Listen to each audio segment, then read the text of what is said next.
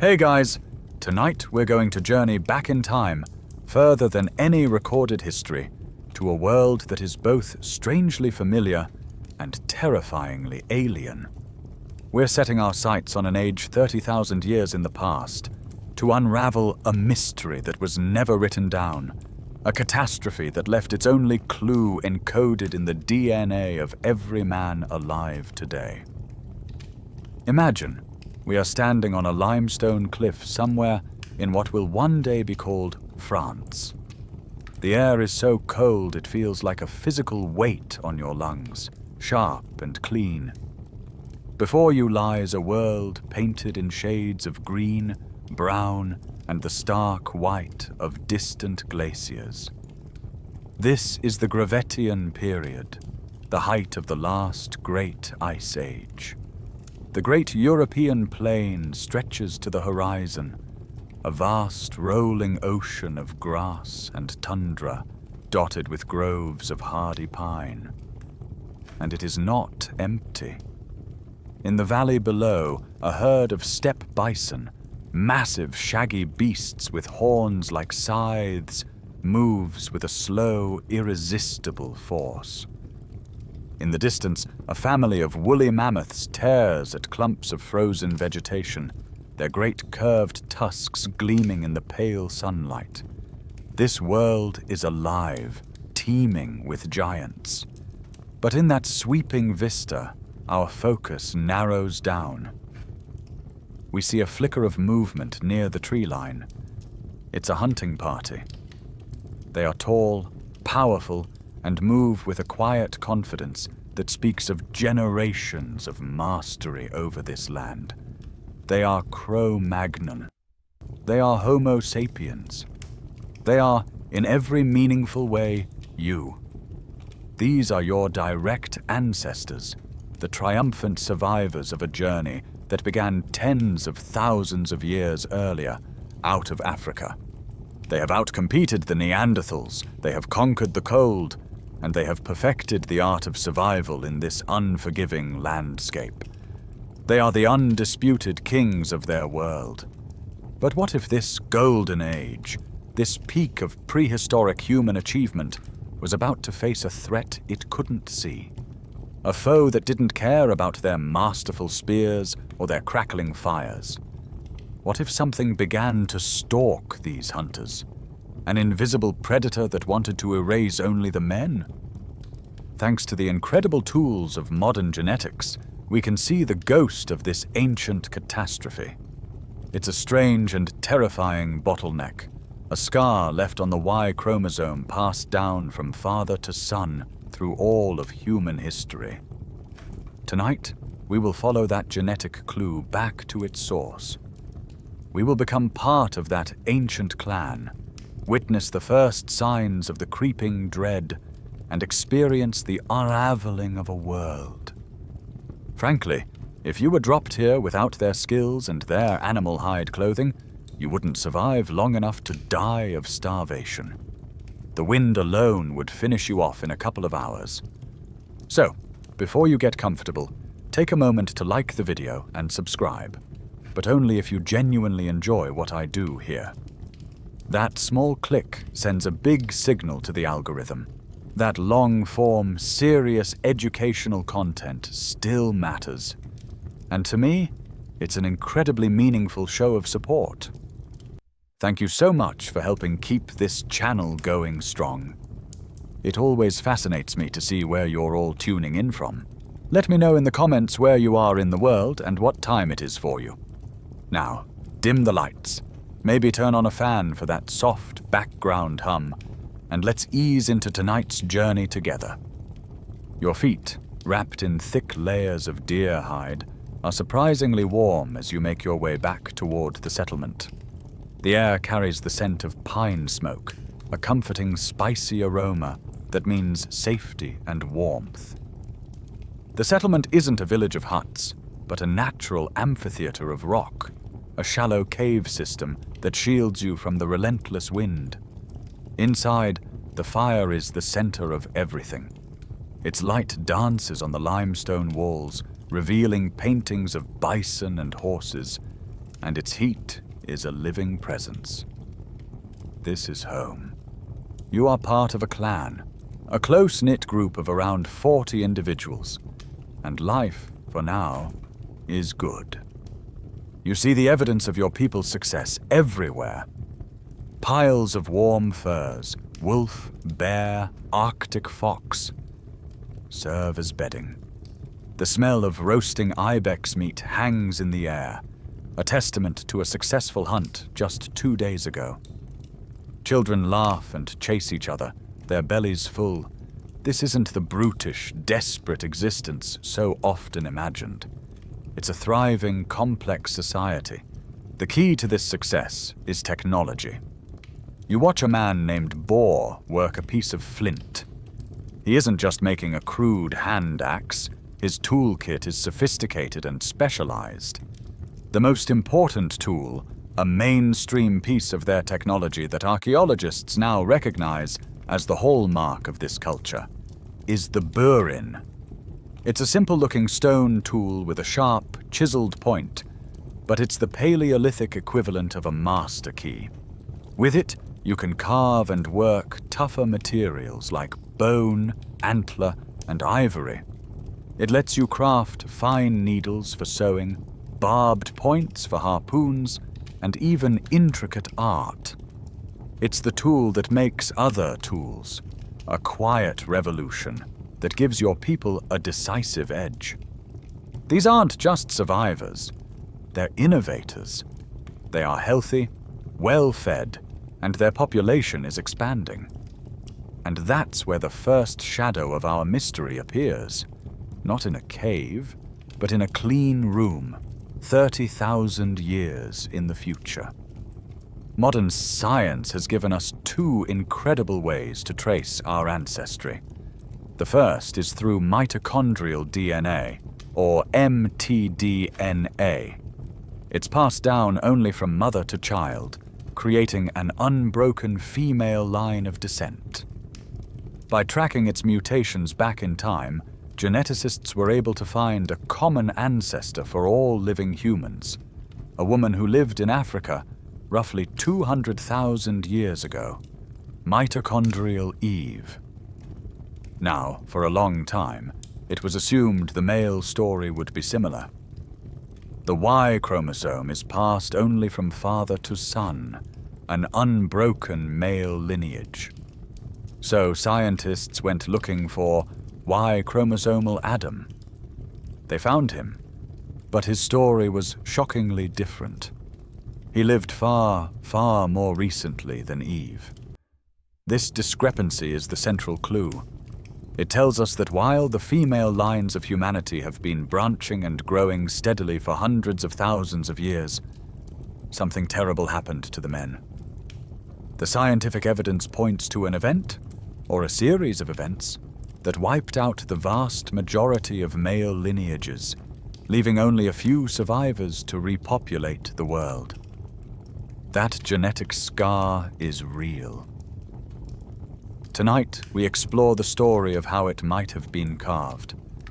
As the first light spills over the horizon, casting the world in a pale grey glow, you watch the men prepare. They are not the hulking, stooped figures of older imagination. They are built like modern, long-distance runners, lean and powerfully muscled, their bodies honed by a lifetime of movement and hardship. Their primary role in this world is simple, and it is brutally demanding. They are the hunters of the great beasts, the long-range scouts, and the first line of defense against a world filled with teeth and claws. You see them checking the tools of their trade, their movements economical and precise. They run their thumbs over the razor-sharp edges of flint spearheads, test the supple strength of the sinew bindings, and balance the long, smooth shafts of wood in their hands. Their life is a constant oscillation between patient tracking and explosive, life-or-death confrontation. They might spend days following a herd, enduring bitter cold and gnawing hunger, all for the chance of a few moments of adrenaline-fueled violence that will feed the clan for weeks. Today, the prize is immense. A lone woolly mammoth, separated from its herd, has been tracked to a narrow valley a few miles from the settlement. A hunt of this magnitude is a communal effort, a carefully orchestrated piece of deadly theater. As you follow at a safe distance, you witness their strategy unfold, a mainstream historical fact of survival played out on a frozen stage. They don't charge the beast head-on. That would be suicide. Instead, they use the landscape itself as a weapon. Half the party circles around the valley, using torches and loud shouts to drive the panicked animal towards a pre-selected kill zone, a steep-sided gully where its movements will be restricted. The air thickens with the smell of burning pine pitch and the deep, rumbling trumpet of the confused and enraged mammoth. The ground beneath your feet trembles with its massive footsteps. It's a sensory overload of sound, smell, and pure primal fear. As the beast thunders into the trap, the other hunters, hidden among the rocks, rise up. Their spears are heavy, tipped with what archaeologists will one day call Font Robert points. Long, beautifully crafted flint blades shaped like a willow leaf, designed for deep penetration. But they don't just rely on arm strength. One of the lead hunters carries a special tool, a quirky but revolutionary piece of technology. It's an atlatl, or spear thrower. It's an unassuming piece of carved wood or bone, about the length of his forearm, with a small hook at one end. He notches his spear into it, and with a fluid, whip-like motion, he launches the projectile. The atlatl acts as a lever, an extension of his arm, and it multiplies the force of his throw exponentially. The spear doesn't just fly, it explodes forward with a velocity that a bare hand could never achieve, crossing the distance in a blur and striking the mammoth high on its flank with a sickening wet thud. It is this technological edge, this ability to kill from a safer distance, that allows your people to prey on the giants of this world. More spears fly, and the great beast eventually stumbles, its roars weakening to a final shuddering sigh. The triumph is palpable. The hunters are exhausted, splattered with blood and sweat, but their faces are alight with the fierce joy of success. One animal will provide a mountain of meat, a treasure trove of fat, hide for clothing and shelter, and ivory for tools and art. The man who wielded the atlatl, who delivered the most effective blow, is slapped on the back. He is the hero of the hour, the one who guarantees full bellies and warm fires. Yet, as you watch him, you're struck by a question that even modern science grapples with. Is he the leader? Archaeologists still debate the precise nature of leadership in these groups.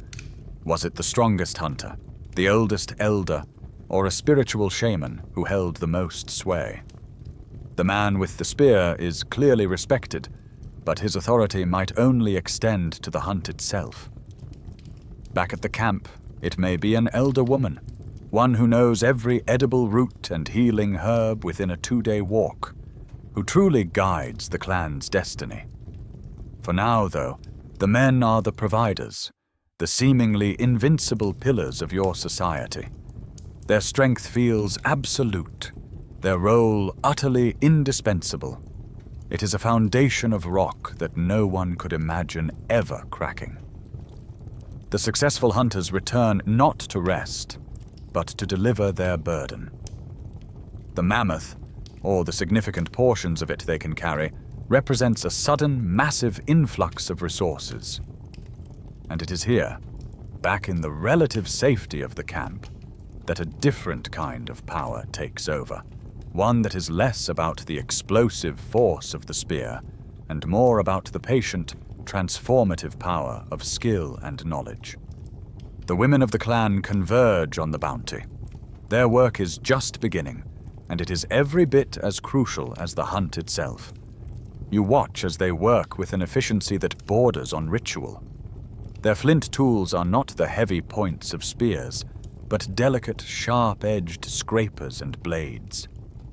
With these, they begin the long process of butchering, separating meat from bone, sinew from muscle, and, most importantly, peeling away the massive, hairy hide.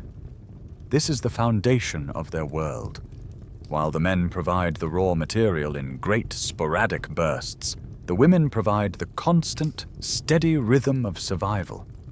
Their most important role is gathering. On days when the hunt fails, or in the long weeks between successful hunts, it is not mammoth steak that fills the bellies of the clan. It is the baskets of edible roots the women dig from the frozen ground, the hardy berries they know how to find, the nuts, the birds' eggs, the small lizards and grubs. They provide the vast majority of the community's calories, the reliable daily sustenance that keeps starvation at bay. You watch an elder showing a young girl how to distinguish a nutritious tuber from its poisonous look-alike. This knowledge is not trivial. It is the clan's collective memory, a library of life and death, stored in the minds of its women and passed down through generations. They are the keepers of the hearth, ensuring the fire never dies, and the masters of the larder, ensuring there is always something to cook upon it.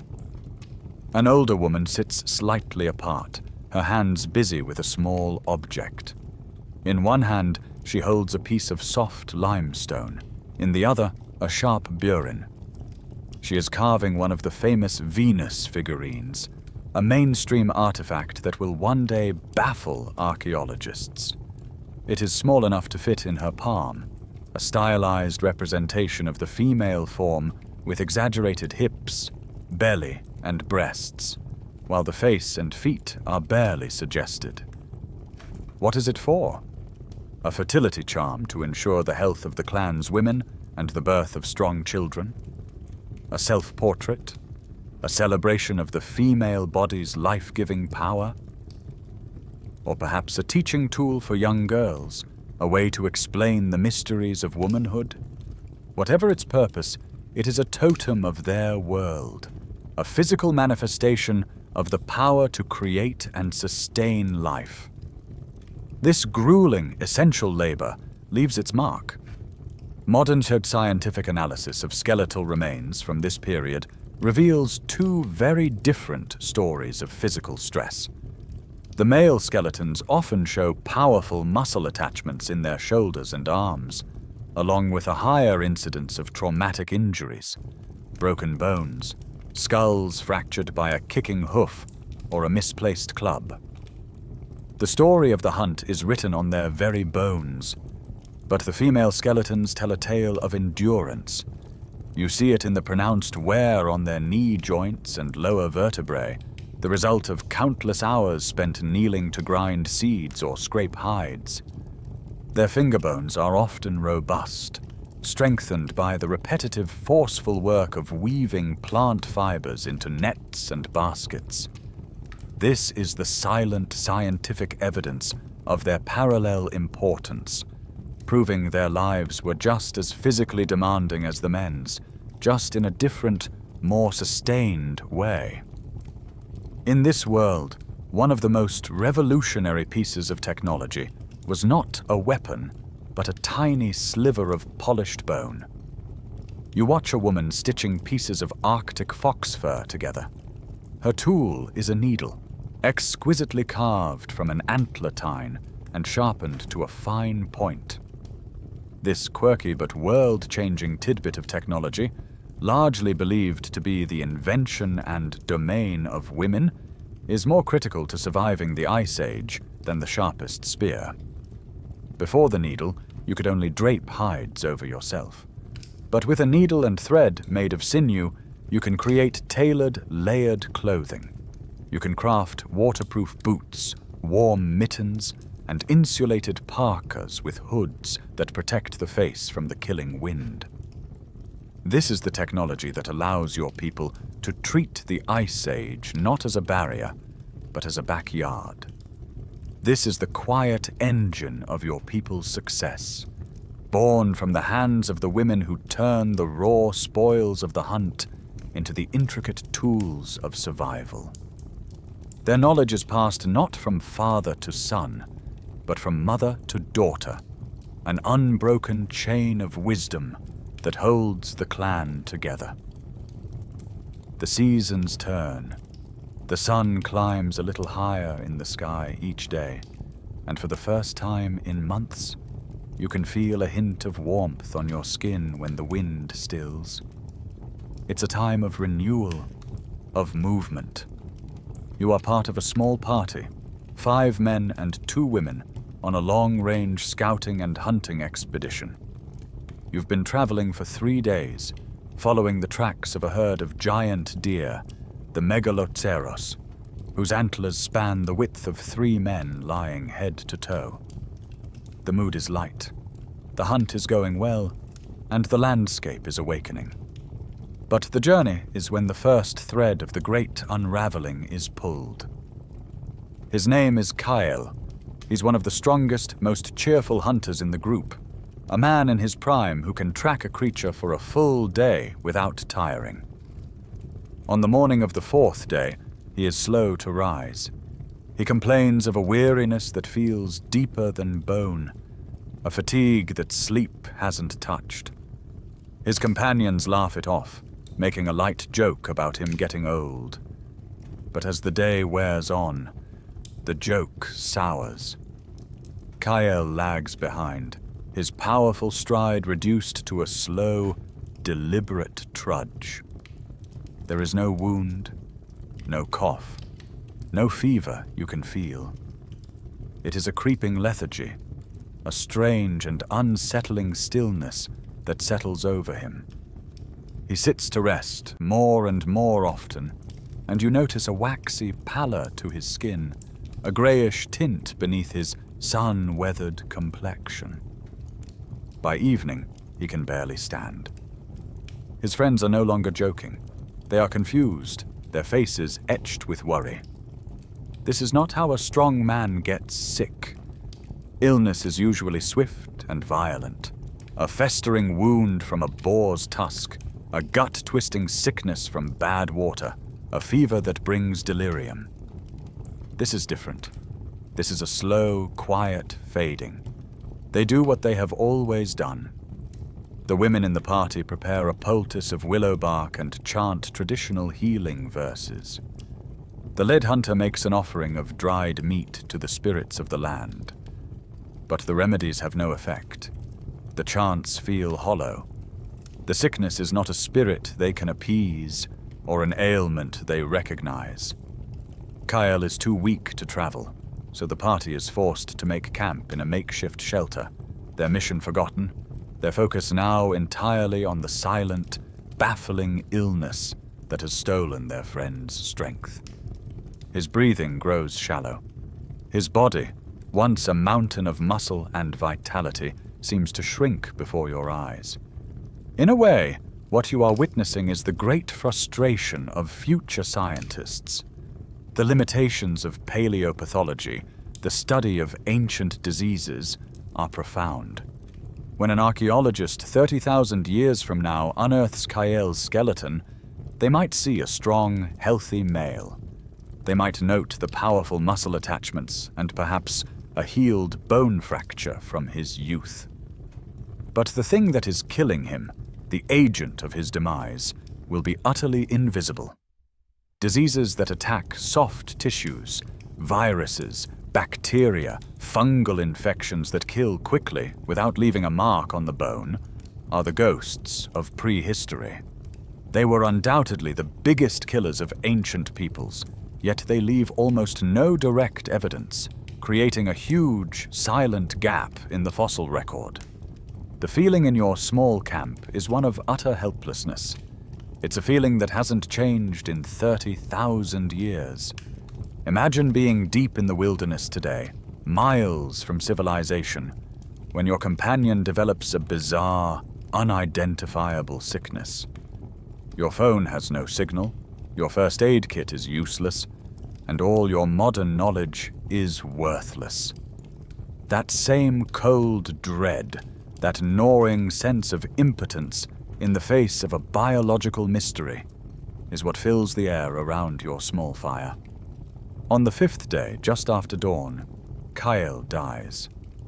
It is not a dramatic passing. He simply stops breathing.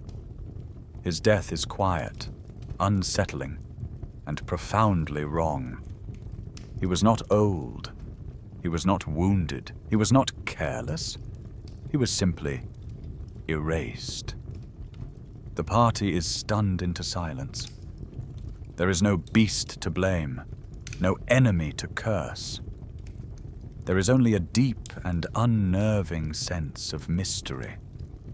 They perform the burial rites, their movements heavy with a new kind of grief, one laced with fear. The journey back to the main settlement is somber. The prize of the giant elk is forgotten. Every man in the party is now carrying a heavy, unspoken question in his heart. What was it that took Kyle? And will it come for me next? You return to the main settlement under a pall of grief and confusion. The story of Kyle's death is told in hushed, somber tones around the central fire. The clan is shaken. Death is a constant companion in this world. A fall from a cliff, the goring tusk of a boar, a winter of starvation. But it always has a reason, a physical cause you can see and understand. This was different. This was a theft of life, silent and inexplicable. The clan's shaman performs a cleansing ritual, his chants echoing off the cave walls, an attempt to banish whatever malevolent spirit had followed the hunters home. For a few days, a fragile sense of normalcy returns. The death is filed away as a tragic anomaly, a dark omen to be wary of, but not a direct threat to everyone else. A week later, a small party of travelers arrives. They are not strangers, but a familiar trading group from a clan that lives 2 valleys to the east, a journey of nearly a week. Their arrival is usually a cause for excitement, a break in the routine that brings new items and new stories. You watch them unpack their wares, spreading them out on a well-worn hide. This is the lifeblood of the Gravettian world, a network that stretches for hundreds of miles. Historians still argue whether these distant groups saw themselves as part of a larger, shared culture, or simply as a loose collection of isolated bands. But the evidence of their connection is right here in front of you. They've brought nodules of honey-colored flint from a quarry far to the south, renowned for its workability. They have seashells from a coast you have never seen, their pearlescent surfaces a touch of impossible, alien beauty in this land of rock and ice. But the most valuable and quirky of their trade goods is something you cannot see or hold. It's information. They bring news of mammoth migrations, of where the bison are plentiful, of which river passages are frozen solid. As the leaders of your clan trade furs for flint, the talk inevitably turns to recent events. Your people speak of Kyle's strange death. A shadow passes over the visitors' faces. Their leader looks up, his eyes wide with a look of dawning recognition and fear. He tells you that his clan lost a hunter a moon cycle ago in the exact same way. A sudden, deep weariness, a fading of strength, a quiet death without a wound. Then, just before they left on this trading trip, it happened again. Another man, one of their best, was taken by the same silent sickness. The news lands like a stone in a still pond. The immediate reaction is denial. Your clan's elders dismiss it. It must be a coincidence. Perhaps the winter was too long, or the spirits of that valley to the east are angry. Some whisper that it is a curse, the work of a rival shaman, a dark magic sent on the wind. It's easier to believe in a human enemy than in a foe you cannot comprehend. The traders leave the next morning, their visit having replaced excitement with a lingering collective anxiety. The story of the other clan's losses is repeated in whispers, a ghost story that now feels chillingly real. Then the true fear begins. You observe your own clan, but now you're seeing everyone through a new lens of suspicion. A man named Yorn, a powerful hunter who had been on a different expedition, complains of a deep weariness in his muscles. Normally no one would think twice about it. A hunter's life is a litany of exhaustion and aching limbs. But now every eye turns to him. When he sits by the fire, you see others subtly shift away. When he takes his portion of meat, the woman serving him avoids his gaze. He is not sick, not yet, but he is marked by the clan's fear. The women watch him nervously, then glance at their own sons, their own partners. The children, sensitive to the change in atmosphere, play more quietly. The other men try to project an air of unconcern, making loud jokes and planning the next hunt. But their bravado is thin, brittle. No one else is affected. The women are strong, the children are energetic, the older boys are fine. The creeping dread is exclusively for the men. Yorn's weariness does not pass. Over the next few days, he follows the same path as Kyle. He stops working on his tools. He no longer joins the other men in their boasting and storytelling. He simply sits, wrapped in his furs, with a hollow look in his eyes. You see his partner trying to tempt him with a piece of roasted marrow, but he waves it away. His breathing becomes a little more shallow, his powerful chest barely seeming to rise and fall. The denial has shattered. The rationalizations have evaporated.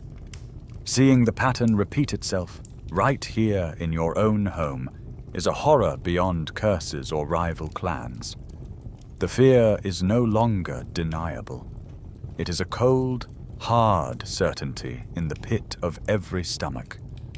This is not a curse. It's a contagion. The fragile wall of denial crumbles into dust.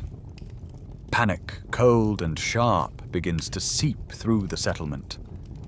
A threat you can fight with a spear is terrifying, but understandable. A starving winter is a hardship you can endure. But this is a ghost. It has no tracks, it makes no sound, it casts no shadow. It's an invisible hunter, and its prey is chosen with chilling precision. The people of your clan do what humans have always done when faced with an inexplicable terror. They give it a name. They call it the Grey Breath, for the waxy pallor it gives the skin. Others call it the Wind of Apathy, for the way it drains a man of his will to live long before it stills his heart. You watch its relentless progression in Yorn. The deep fatigue of the first few days melts into a profound lethargy. He no longer speaks. His eyes, once bright with life and laughter, are dull and distant. His muscles, corded and strong from a lifetime of hunting, seem to dissolve, a process of slow internal wasting. Then comes the final, awful stage. His breathing, once the deep and steady rhythm of a powerful man, becomes a series of shallow, ragged gasps. It's as if his body is forgetting the simple, unconscious act of drawing air. And through it all, the most horrifying part is the specificity. His partner, who tends to him, wiping his brow and trying to get him to sip water, remains strong and healthy. His young son, not yet a man, runs and plays with his friends, full of boundless energy. You look around the cave at the other families, at the worried faces of the women, the oblivious joy of the children, and the growing terror in the eyes of the men. It is an affliction that stalks only one half of your species. How is this even possible? From our modern vantage point, we can peel back the layers of this terrifying mystery. We know that the biological destinies of men and women diverge at a fundamental genetic level because of a single pair of chromosomes. The key is the Y-chromosome, the small package of genetic code that triggers the development of male characteristics. On that chromosome is a master switch, a gene called the SRY gene. When it activates in an embryo, a cascade of hormonal changes begins, leading to the development of a male body. And here is the terrifyingly simple scientific possibility. A pathogen, be it a virus or an airborne fungus, can evolve to be a specialist. Imagine a key that fits only one very specific lock. A microbe could, through a quirk of evolution, develop a protein on its surface that binds perfectly to a protein produced only by men, perhaps something created as a downstream effect of the SRY gene itself.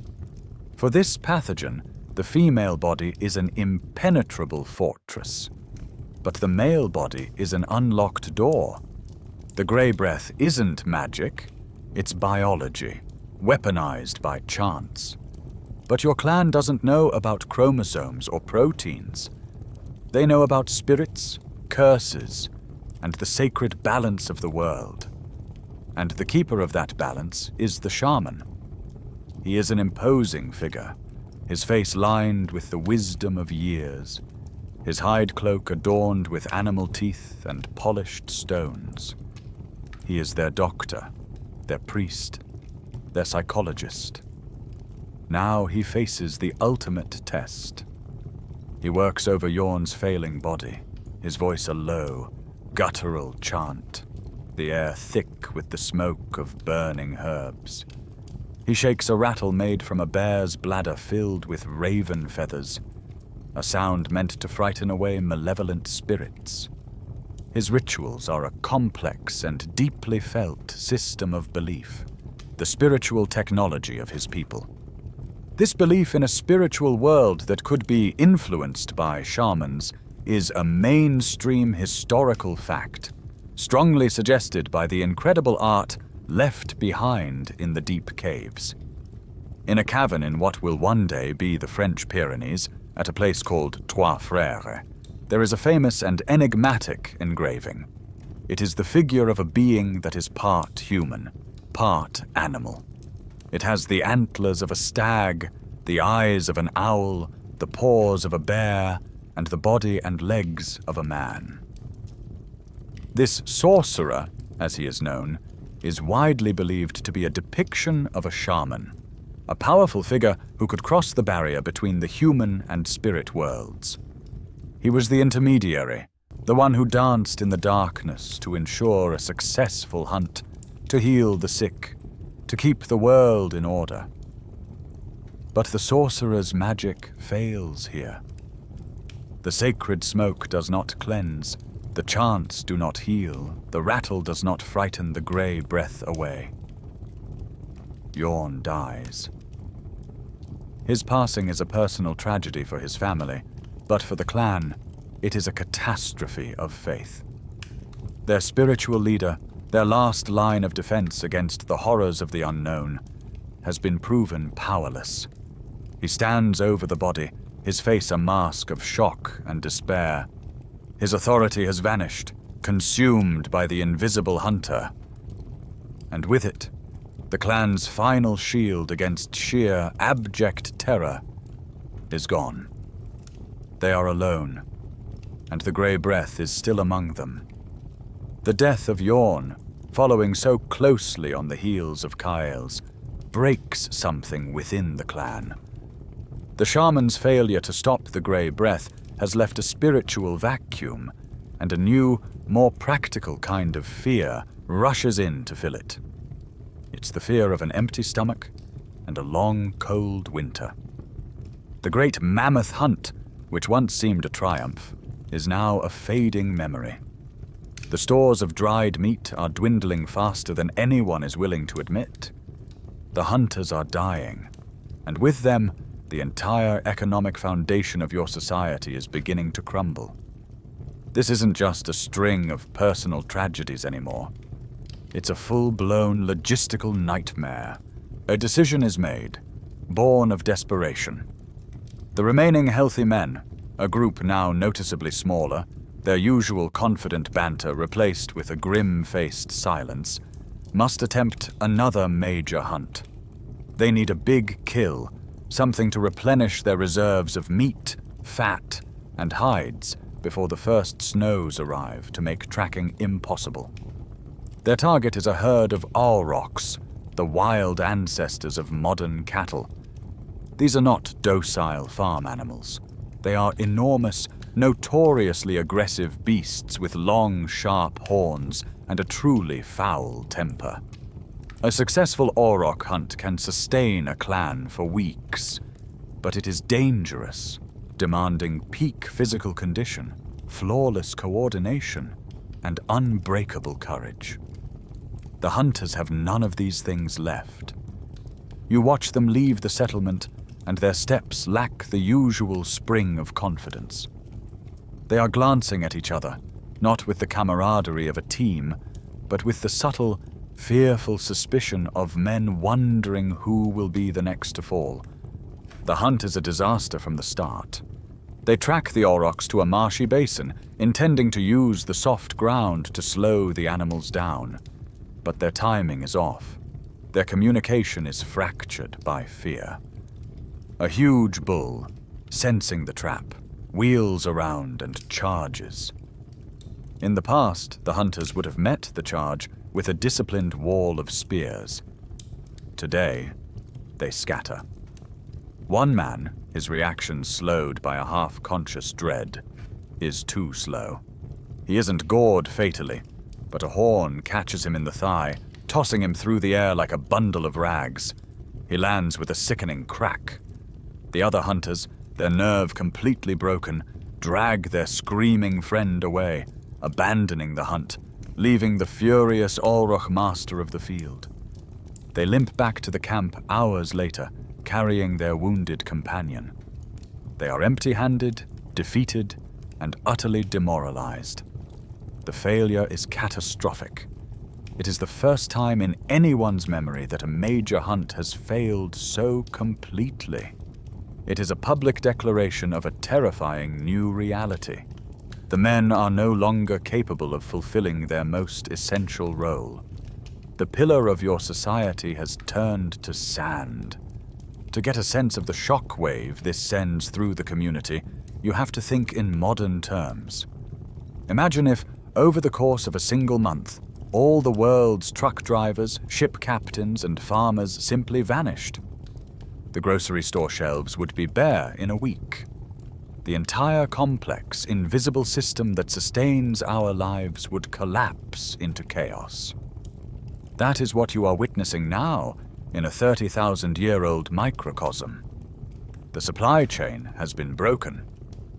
The scientific evidence we have today, gleaned from isotopic analysis of skeletal remains, actually shows that these people had a very diverse diet.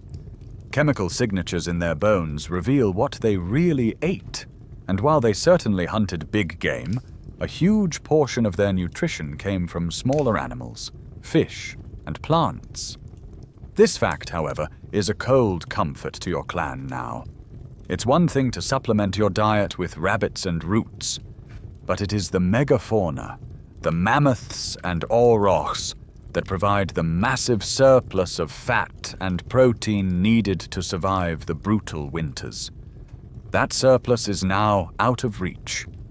The return of the failed hunters changes everything.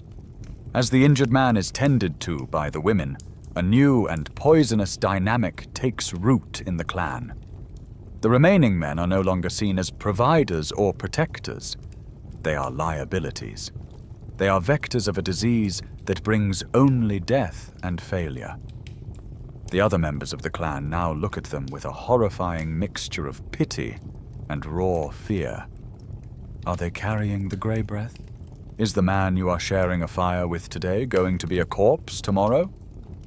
The clan, once a tightly woven tapestry of kinship and cooperation, begins to fray at the edges, the threads of trust snapping one by one. The return of the failed hunting party marks the end of hope and the beginning of grim calculation. The wound in the hunter's thigh is a bleeding physical manifestation of their new reality. But the deeper wound is to the clan's psyche. The men, once the guarantors of survival, are now a liability. The fear of contagion, which had been a whispered anxiety, now becomes a roaring fire, demanding action. An emergency council is held, not by the remaining hunters, but by the elder women, their faces grim in the flickering firelight. Their authority is no longer just over the hearth and the children. It is now absolute. They must make a decision that goes against every instinct of kinship and community. They must cut out the sickness. The decision is made, a primal form of social distancing, born of terror and a desperate, flickering hope. The sick must be quarantined. There is a smaller cave, a day's walk away, cast to the wind and barely large enough for a few people. It will be the home of the dying. The following morning, you watch the heart-wrenching procession. 2 more men have now succumbed to the grey breath, their bodies already showing the telltale lethargy. They are led away, stumbling, not with the dignity of warriors, but with the shuffling steps of the condemned. The man gored by the auroch, his leg crudely splintered, is carried on a makeshift litter. He is not sick with the grey breath, but his wound is severe, and in the clan's current state of mind, any weakness is a contagion of the spirit. They are all being sent away to die. The emotional toll is devastating. You watch a woman place a bundle of dried meat and a water-filled bladder at the mouth of a nearby rock formation, a designated drop-off point halfway to the isolation cave. She is the partner of one of the sick men. She cannot go closer. She cannot touch him, cannot hear his voice, cannot offer him any comfort beyond this meager, desperate offering. All she can do is leave the food and walk away, her shoulders shaking with silent sobs. You see a mother doing the same for her son. This becomes the new ritual of the clan, a daily, sorrowful pilgrimage to leave offerings for loved ones who have been rendered untouchable. The silence between the main settlement and that distant cave is filled with unspoken grief and a terrible, gnawing guilt. In times of such extreme stress, not all groups would react with this organized, if cruel, compassion. You can imagine other clans, their fear curdled into rage, reacting differently. Some might simply abandon the sick where they fell, leaving them to the wolves and the cold. Others might turn to a darker solution: ritual sacrifice. Believing the grey breath to be a hungry spirit, they might offer up the sick in a bloody, terrifying ceremony, hoping to appease its appetite and spare the rest. While these are fringe theories, they speak to the desperate measures human beings are capable of when their world is collapsing. The clan's fear also seeks an external enemy to blame. The traders who brought the news of a similar sickness in their own clan are now remembered not as friends, but as harbingers of a curse. Whispers circulate that the other clan sent the grey breath upon them through dark magic. This is where the story intersects with a fierce academic conversation. Anthropologists fiercely debate the existence of organized warfare in this period. While fossilized skulls with evidence of blunt force trauma prove that individual violence certainly occurred, whether clans waged coordinated war on each other remains a contentious topic. Our scenario provides a chilling motive for such a conflict. What if the first ever war was fought not over territory or resources, but as a misguided, tragic response to a plague. A party of your clan's remaining healthy men might be sent, not to hunt, but to ambush their neighbors, seeking to kill the sorcerers they believe are responsible, all while the true enemy continues to multiply silently within their own bodies. This desperate hope that the sickness is a curse that can be fought, or a contagion that can be contained, is soon extinguished. One evening, a week after the quarantine was established, a man who had been perfectly healthy, one of the strongest voices arguing for the isolation of the others, stumbles as he rises from the fire. He complains of a sudden, deep weariness. A collective gasp is sucked from the air. Every eye turns to him in horror. The truth lands with the force of a physical blow. The quarantine is useless. The isolation cave is just a tomb for the dying, not a shield for the living. The grey breath was never just out there. It has been here all along, a silent, invisible passenger, sleeping in the blood and bone of men who still believed they were safe. The discovery that the grey breath was already inside the settlement, moving like a phantom through the very air you all breathe, changes the nature of fear. It is no longer a sharp, frantic terror, but a dull, heavy, and suffocating weight. The old order is dead. The hunters who once made the decisions, who led the migrations, who stood as the clan's protectors, are now either entombed in that distant, lonely cave, or are sitting here, waiting for the first signs of the deep weariness. The power structure has not just cracked, it has been pulverized. Into this vacuum of leadership, someone must step. It is not a man, it is a woman. She is one of the elders, her face a beautiful map of wrinkles, each line a story of a long winter survived or a drought endured. Her hands, though gnarled with age, are never still. These are the hands that have delivered most of the clan's children, that can identify 100 different plants by touch alone, that have stitched countless hides into life-saving clothing. She doesn't seize power. It simply settles upon her shoulders as a matter of necessity, because she is the only one left with the knowledge and the will to keep you all alive. She becomes the clan's unwilling queen. Her first act as leader is to gaze upon her kingdom, and what you both see is an empire of despair. She looks at the dwindling pile of dried auroch meat from the last successful hunt, a pile that seems to shrink every time you look at it. She looks at the faces of the women, hollow-eyed with grief for their lost partners and sons. She sees the children, their play now tinged with a quiet anxiety they don't understand. She sees the remaining men, sitting apart, consumed by a fatalistic gloom. Her situation is impossible. She has to feed a terrified populace with collapsing food stores and a completely broken way of life. The very foundation of your world, the Great Hunt, has become a death sentence. She gathers the clan, or what's left of it. Her voice, though softened with age, cuts through the fog of fear with absolute clarity. Her first decision is announced. It is a shocking, revolutionary decree that goes against generations of tradition. There will be no more great hunts.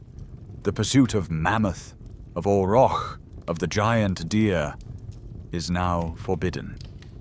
It is too risky. The cost in men, the only resource you can no longer afford to spend, is too high. You can hear the gasps of disbelief. To abandon the great hunt feels like surrendering to the winter, like admitting defeat. It is the central pillar of your culture, the source of your most heroic stories, the very definition of your success. And she is telling you to let it go. It is a form of surgery, a painful amputation of the clan's identity done to save its life. The focus must now shift entirely, she declares, to the small and the slow, the things that can be caught and gathered without risking what few men you have left. And here, she is not proposing a new idea, but simply elevating a practice that has always been the silent, uncelebrated bedrock of your survival. This is a mainstream historical fact that is often forgotten in the popular imagery of Ice Age hunters. Pop culture loves the drama of the mammoth hunt, but the archaeological evidence tells a much more varied story. The diet of your ancestors was incredibly flexible. It had to be. Chemical analysis of bones and teeth shows that for every pound of mammoth they ate, they consumed many more pounds of other things. Rabbits snared in the undergrowth, birds caught in nets, fish pulled from icy rivers, and a vast botanical library of roots, tubers, nuts, and berries. This dietary flexibility was their true superpower.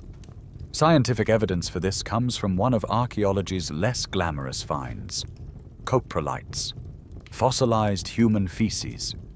It's not pleasant to think about, but these little time capsules are treasure troves of information, providing an undeniable snapshot of what someone ate 30,000 years ago.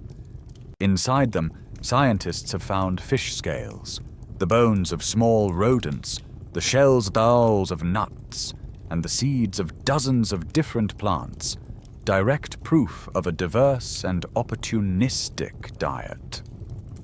The matriarch is not inventing a new way to live.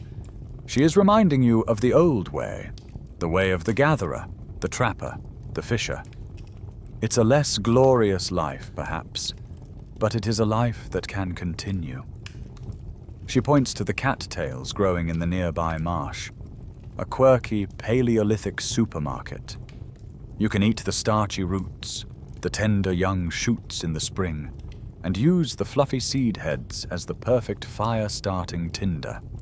Survival, she is telling you, is no longer in the thundering charge of the great beast, but in the quiet, patient wisdom of knowing your landscape.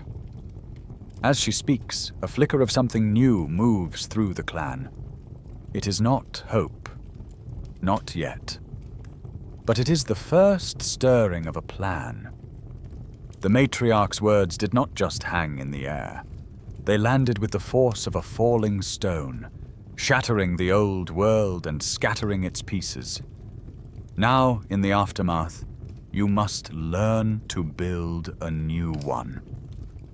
The very next morning, the clan reassembles, but the groups that form are fundamentally different. The few remaining healthy men sit by the fire, their faces a mixture of confusion, shame, and a creeping, fatalistic dread. Their role has been taken from them, and they seem unsure of what to do. Instead, it is you, the women, and the prepubescent boys, those young enough to be invisible to the grey breath, who now form the hunting parties. Your prey has changed. You no longer scan the horizon for the silhouettes of giants. Your gaze is now fixed on the world at your feet. You are learning to read a new language, the subtle grammar of the undergrowth. A bent twig, a tuft of fur caught on a thorn bush, a faint track in the damp earth. These are the new signs that quicken your pulse. Your targets are the flicker of a rabbit's tail, the frantic scuttling of a lemming, the shadow of a ptarmigan against the snow.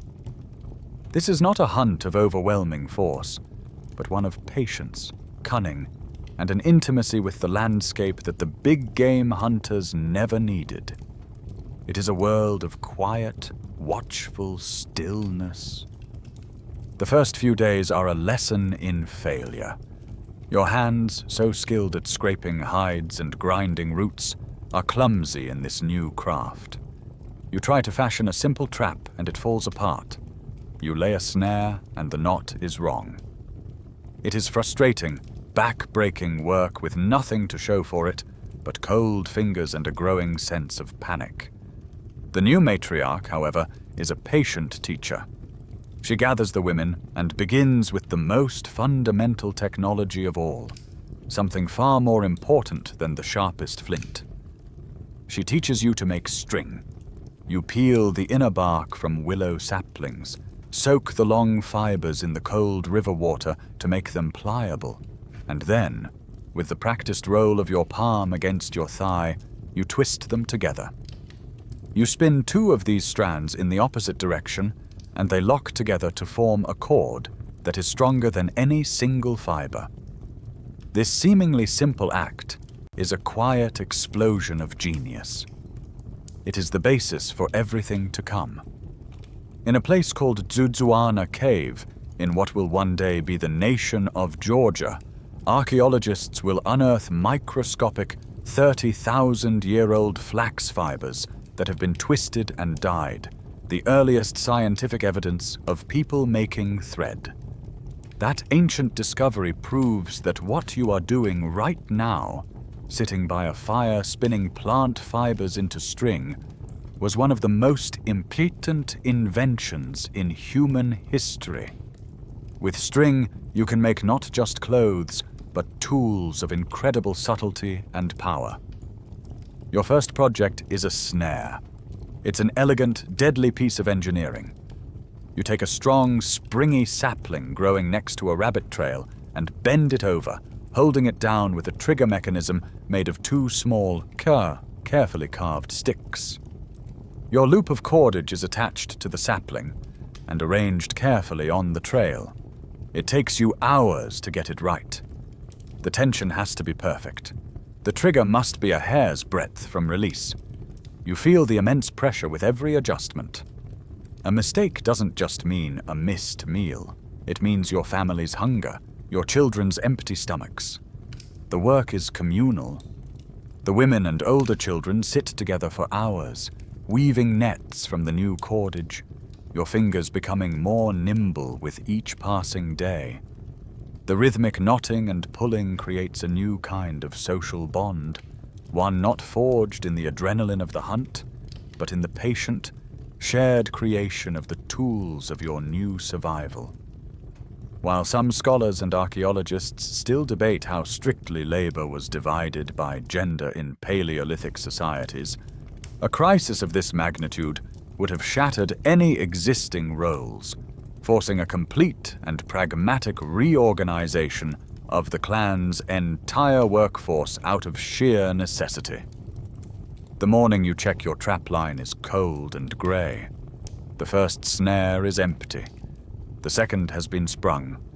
The sapling snapped upright. But the loop is empty. The rabbit was too quick. Despair begins to gnaw at you. But then, at the 3rd snare, you see it. A snowshoe hare, caught fast. Its life ended instantly.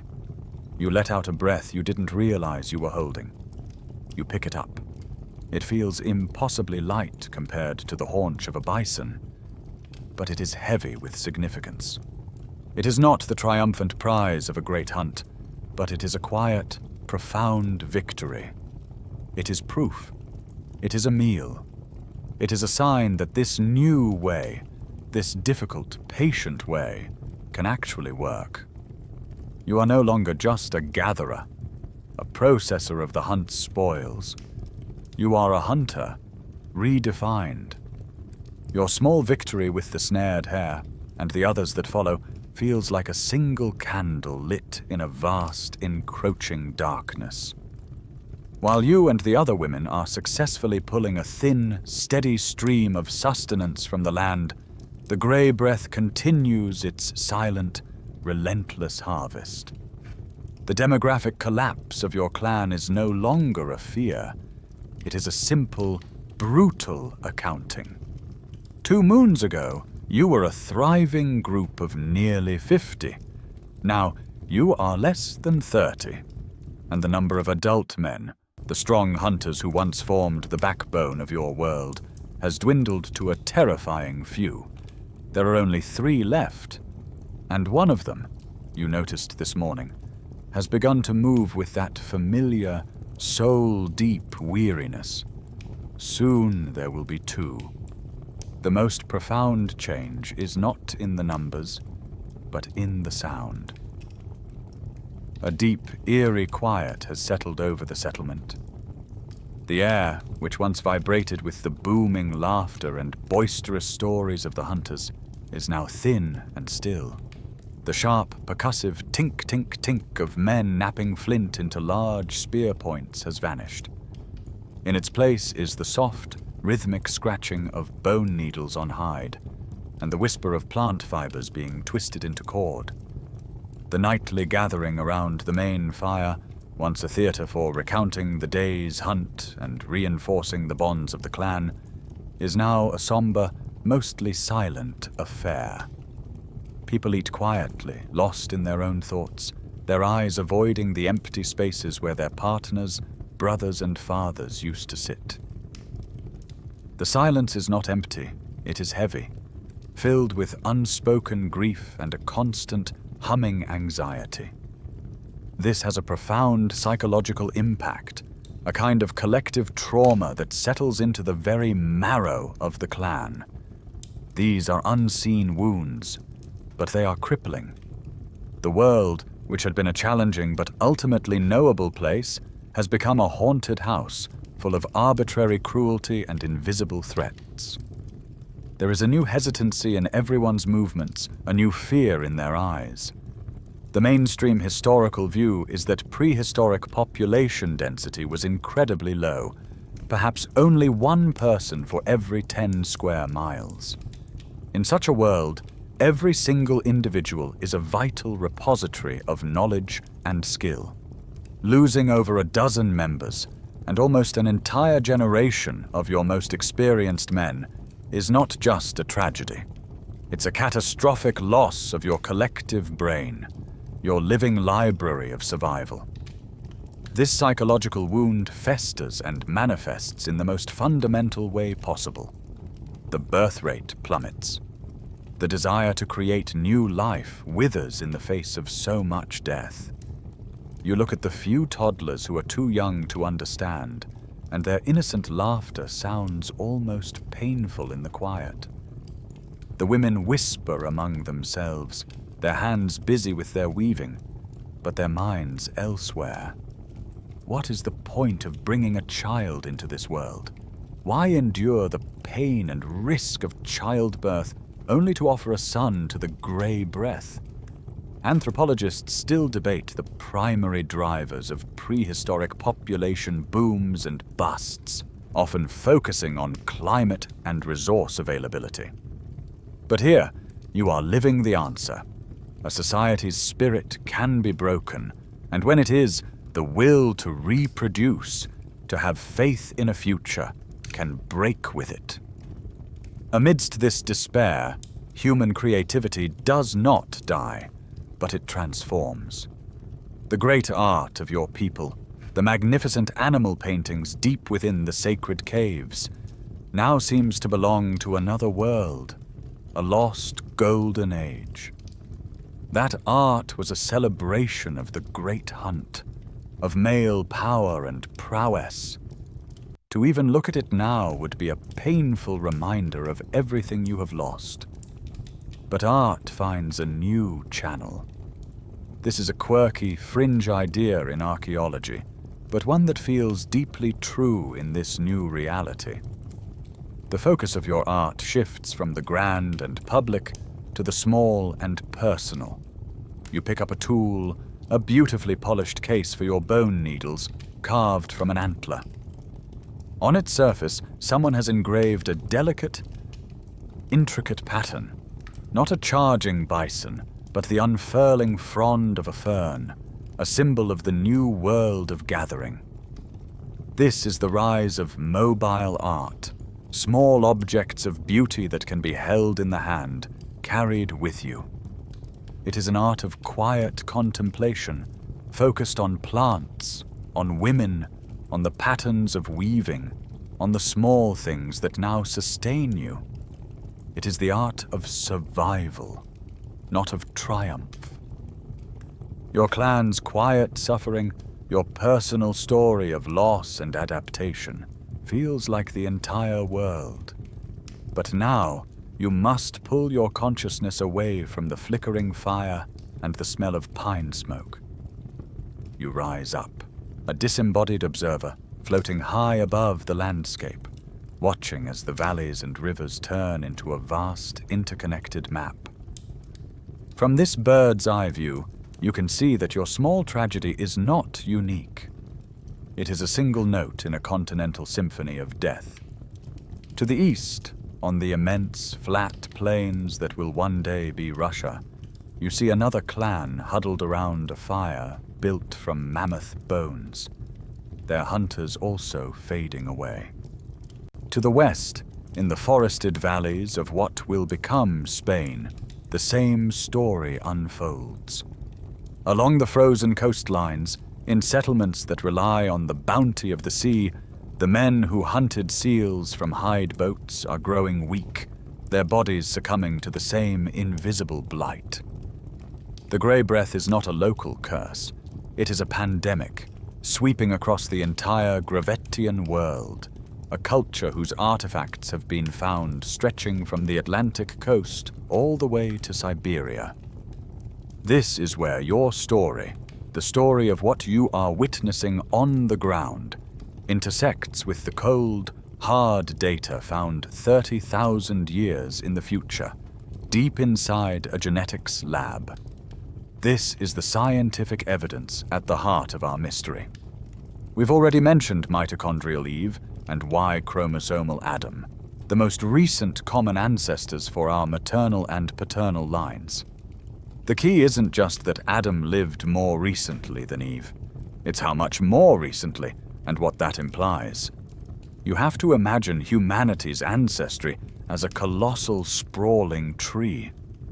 The maternal side, traced through mitochondrial DNA, is a healthy, bushy part of the tree, with countless branches reaching back into the deep past, a testament to a resilient and constantly diversifying population of women.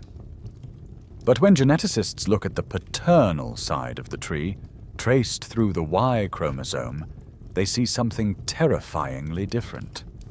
For the period around 30,000 years ago, the tree is not bushy at all. It is a single, desperately thin trunk. It looks as though a cataclysmic storm swept through the forest of humanity and snapped every single male branch, except for a handful of tiny, lonely saplings. A Y-chromosome bottleneck is the technical term, but that phrase is too sterile for the reality of it. What it means is a mass extinction event for male lineages. Thousands, perhaps millions, of unique family lines, each stretching back to the dawn of our species, were simply extinguished. Every man in your clan who dies from the grey breath takes his entire ancestral history, his unique Y chromosome, with him to the grave, erasing it from the future forever. The few men who survive this cull, whether through a random genetic immunity or sheer dumb luck, are now disproportionately important. They become the new Adams for entire continents. The Y chromosome of every single man living in Europe today, for example, might trace its origins back to just one or two men who happened to survive the grey breath in that long-ago forgotten age. It's an almost unbelievably narrow funnel through which all paternal ancestry had to pass. And lest you think this is pure fantasy, we have to make a modern aside. Our story is a speculative drama, but the phenomenon of a genetic bottleneck is very real. Scientists have identified a similar, though less extreme, Y chromosome bottleneck that occurred much later, during the Neolithic and Bronze Ages, around 6,000 to 8,000 years ago. For some reason, the diversity of male lineages plummeted again, with some studies suggesting the ratio of breeding women to men was as high as 17 to 1.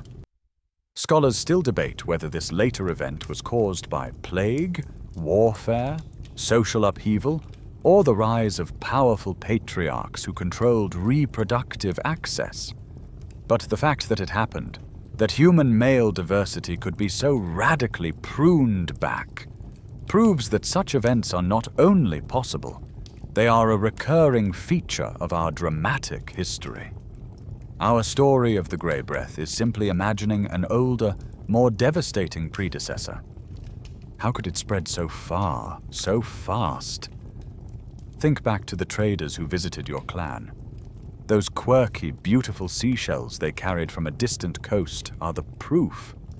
They are the breadcrumbs of a vast social network. These trade routes, the arteries of culture and technology, would have become the perfect superhighways for a pandemic, turning every friendly exchange of flint and furs into a potential vector for the airborne spores of the grey breath. The very interconnectedness that made their culture so successful would have been the instrument of their near destruction, carrying the invisible hunter from one clan to the next, until all of Europe was shrouded in its grim, silent shadow. Years pass. The grey breath still claims a life now and then, a lingering ember from the great fire, but its rampage is over. It has consumed most of its fuel. The silence in the settlement is no longer the raw, shocked silence of fresh grief, but has become the ordinary, accepted sound of your new world. The most striking feature of this world is the children. You watch a group of them playing near the stream, their laughter a welcome, if bittersweet, sound. A boy, perhaps 7 or 8 years old, has never known his father. He has never seen a group of men preparing for a hunt, never heard their deep voices in a fireside story. For him, and for an entire generation, adult men are not a memory. They are a myth. They are characters from the stories the old women tell, like the cave lion or the woolly rhino, powerful, dangerous creatures from a bygone age. This has fundamentally shattered the very concept of family, the small nuclear unit of a mother, a father, and their children, which we often assume is the natural bedrock of human society, has dissolved completely. A child's world is now a warm, bustling collective of women. Their mother is their anchor, of course, but their parents are also their aunts, their grandmother, their mother's cousins. They are raised by the clan as a whole, a web of matrilineal kinship where every woman is a potential caregiver and teacher. You see it in the way the children run freely from one family's hearth to another, accepting a piece of roasted root from one woman and a comforting hug from another. Their world is a circle of mothers, and it is the only world they know. This new reality is a direct challenge to a question that sociologists and anthropologists still argue about today. What is the natural state of human family structures? We often project our own cultural norms back onto the deep past, assuming a caveman family that looks suspiciously like a 1950s sitcom household. But this scenario forces a complete re-evaluation, suggesting that our social arrangements are far more flexible and adaptable than we often assume. Survival, not tradition, is the ultimate driver of social evolution. Your clan has become living proof that society can and will reorganize itself in whatever way is necessary to continue. There is no one natural way to be human. There is only the way that works.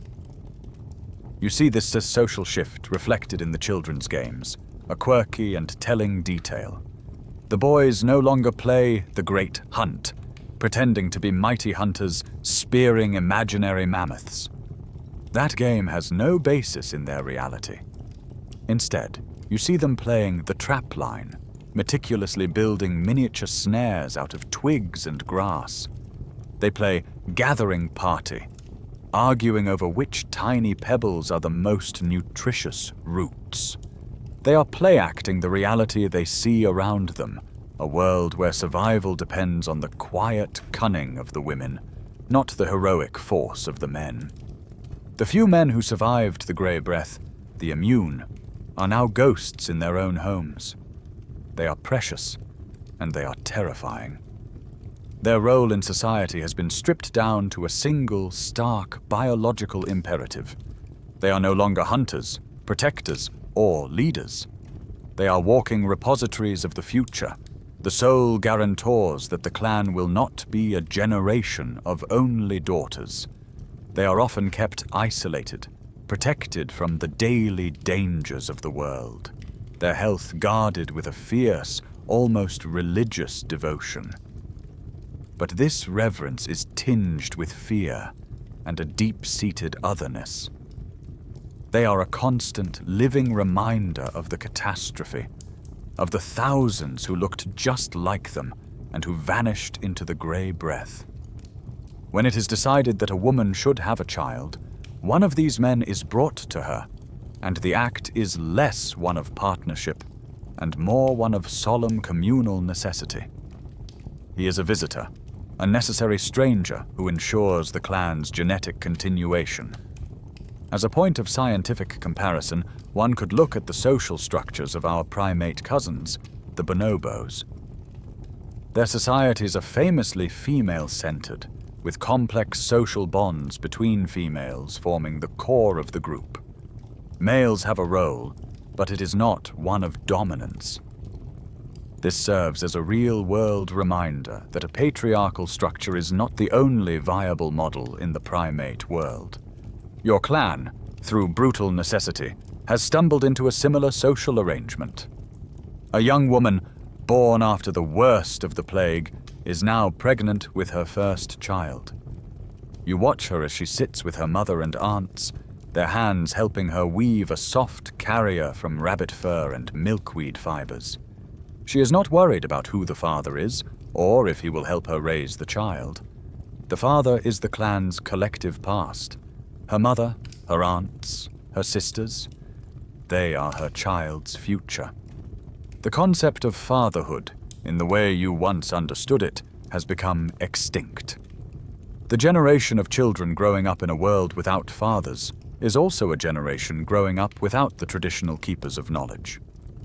You look at the two remaining men in your clan, gaunt, haunted figures who rarely speak, and you realize the terrifying truth. When they die, an entire library will burn to the ground. All the specialized knowledge of the Great Hunt, the sacred stories passed from father to son, the techniques for crafting the heavy tools of their trade, all of it is on the verge of extinction. The responsibility for preserving the accumulated wisdom of your entire people now falls on the shoulders of the women. You are no longer just survivors. You have become living archives, the sole keepers of the flame. This responsibility extends to every facet of life. The oral histories, the great epic tales of the clan's journey across the ice, were once the domain of the men, told with booming voices around the fire. Now, you and the other elder women tell those stories, but you notice they have changed in the telling. The focus is less on the heroic killing of a single beast, and more on the cleverness and cooperation it required, on the way the land provided for those who were patient. The spiritual rites, once performed by a male shaman, have also fallen to you. You are the one who now reads the omens in a scattering of bird bones, who chants to the spirits of the river to keep the fishing plentiful, who presides over the solemn rituals of birth and death. You have to learn the language of the spirits on your own. But the most immediate and practical knowledge that must be saved is the art of tool making, specifically the high-tech industry of your age. Flint knapping. It is a skill that takes years of dedicated practice to master, a complex blend of physics, artistry, and an almost intuitive understanding of stone. Today, this responsibility falls to you. You are now the elder, the teacher. You lead a group of teenage girls, none of whom has ever seen a man work stone, down to the half-frozen river. The winter has locked the water in place, but the powerful current still churns below the ice, exposing banks of gravel and stone. This is your quarry. You are not looking for just any rock. You are teaching the girls to see, to recognize the specific qualities of a good flint nodule. You pick one up, it's outside a rough, chalky white cortex.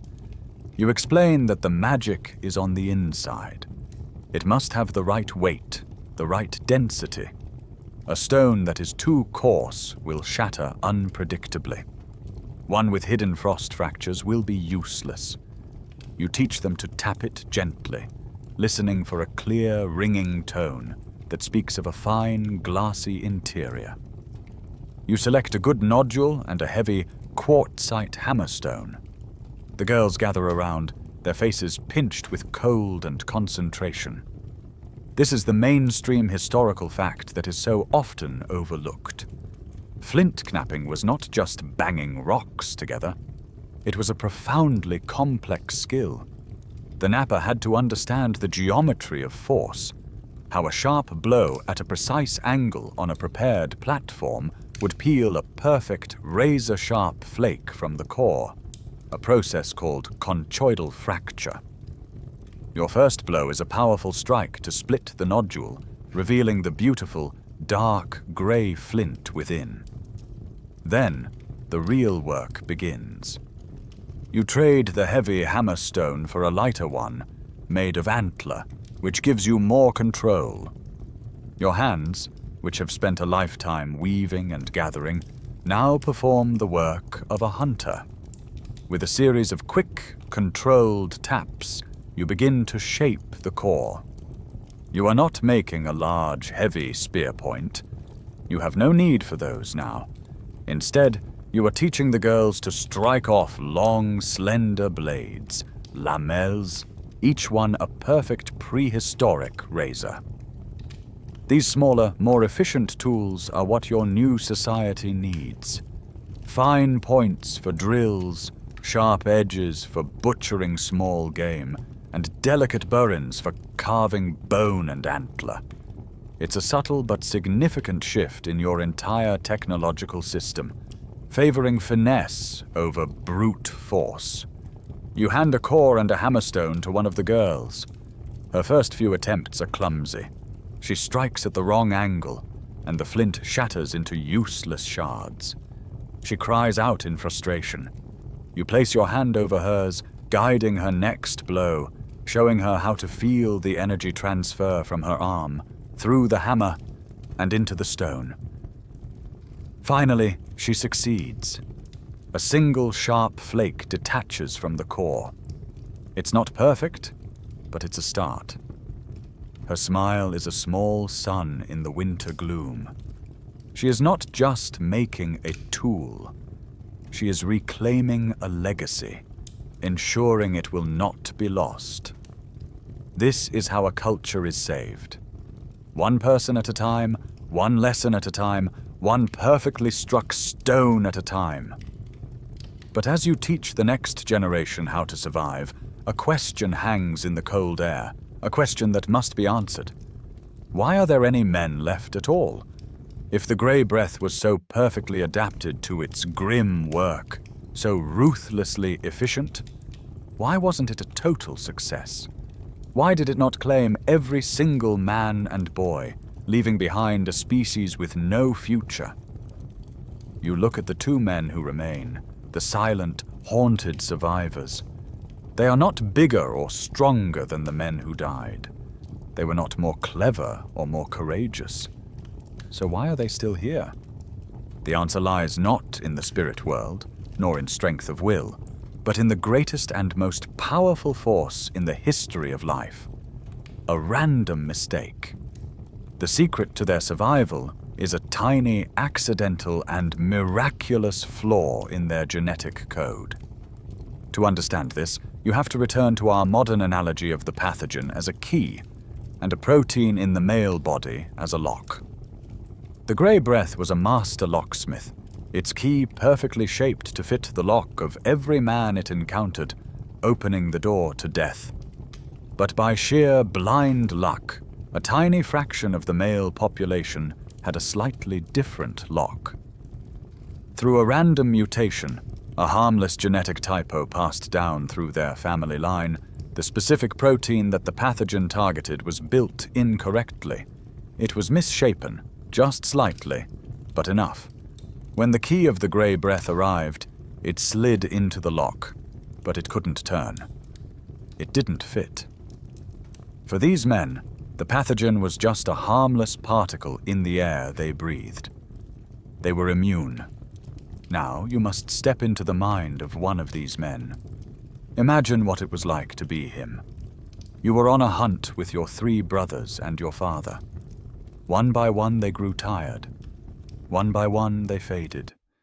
You tended to them, gave them water, watched them die, and all the while you felt nothing.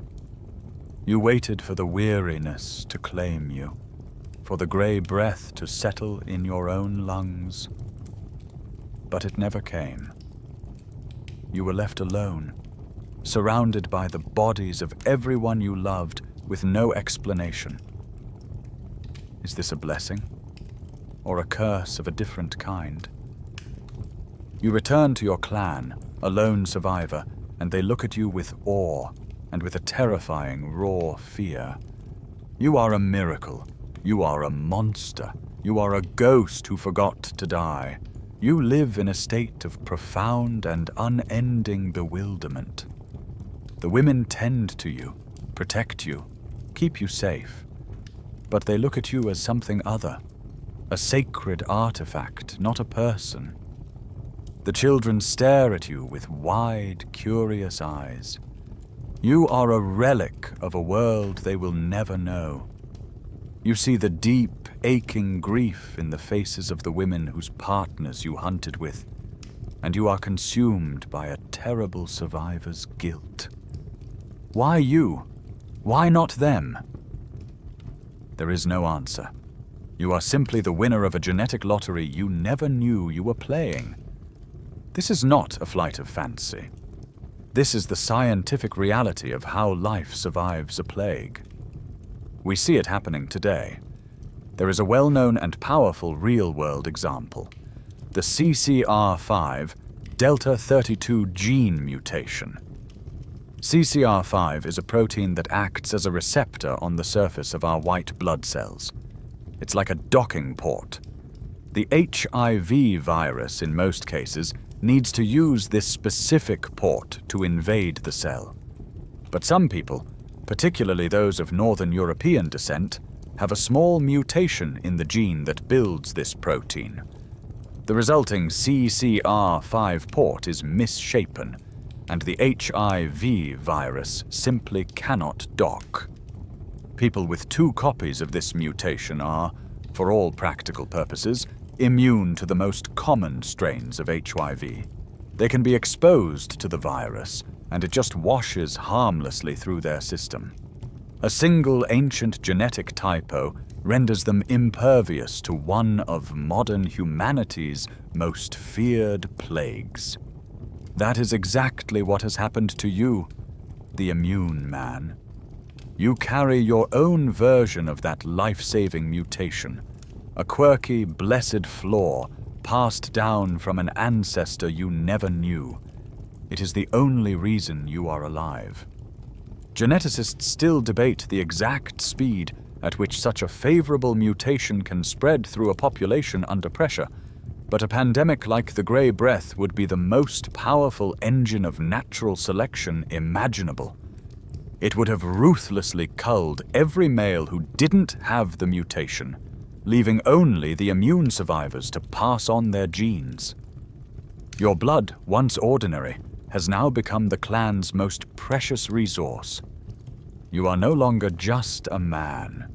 You are the seed of the future, a living blueprint for a new generation of men who will be born with your misshapen lock, forever immune to the ghost that almost erased them from the world. The long years after the plague have a rhythm of their own. The grey breath has burned itself out, having consumed nearly all of its preferred fuel. The world has stabilized into a new, strange equilibrium. It is a quieter, more watchful world, one built from the ashes of the old. Society is now fundamentally, irrevocably different. It is organized around a principle that would have seemed secondary before, but is now the absolute bedrock of your existence. The mother's line. Your identity, your place in the world, is traced not through a father you never knew, but through your mother, and her mother before her, a continuous, unbroken chain of women stretching back into the deep past. This is a matrilineal clan. The best foraging grounds, the ownership of a particularly fine set of bone needles, the knowledge of a hidden spring of clean water. These things are passed down from mother to daughter. A person's worth and standing are defined by their position within this maternal web. Anthropologists still debate how common matrilineal versus patrilineal systems were in deep prehistory, as such structures leave very subtle archaeological traces. But in your world, it is not a debate. It is the simple, unquestioned reality, forged in the crucible of a near-extinction event. Into this stable world of women, a visitor arrives. You see him first as a silhouette on the ridgeline, a lone figure moving with a steady, unhurried pace. It is one of the immune men, a traveler. His arrival causes a quiet, controlled stir. He is welcomed, offered the best piece of roasted meat, and a warm place by the fire, but he is treated with a specific kind of reverence reserved for a powerful but transient natural force. He is an outsider. He does not belong to your clan, or to any clan. His role is to walk the earth, to move between the scattered settlements of survivors, a living bridge connecting isolated pools of humanity. He stays for a week, maybe 2. He carries news of other clans, helps with the heavy work of moving stones or timber, and then, as is the custom, he fathers the next generation. It is a practical, almost sacred duty, stripped of the permanence you remember from the stories of the before time. After his purpose is served, he leaves, continuing his endless journey. This system is the logical social solution to the brutal scientific reality of the Y-chromosome bottleneck you survived. The few surviving male genes must be spread as widely as possible to prevent inbreeding and ensure the long-term health of the species. These traveling men are the living embodiment of that genetic imperative. This new social arrangement completely rewrites the concepts of partnership and family, a quirky and radical departure from the past. The idea of a long-term, exclusive pair bond, what we would call a marriage, has vanished. Such a bond is a logistical impossibility when there are perhaps 20 women of childbearing age for every 1 fertile man. Instead, the community has adopted a system of communal child-rearing that would make a modern census taker's head spin.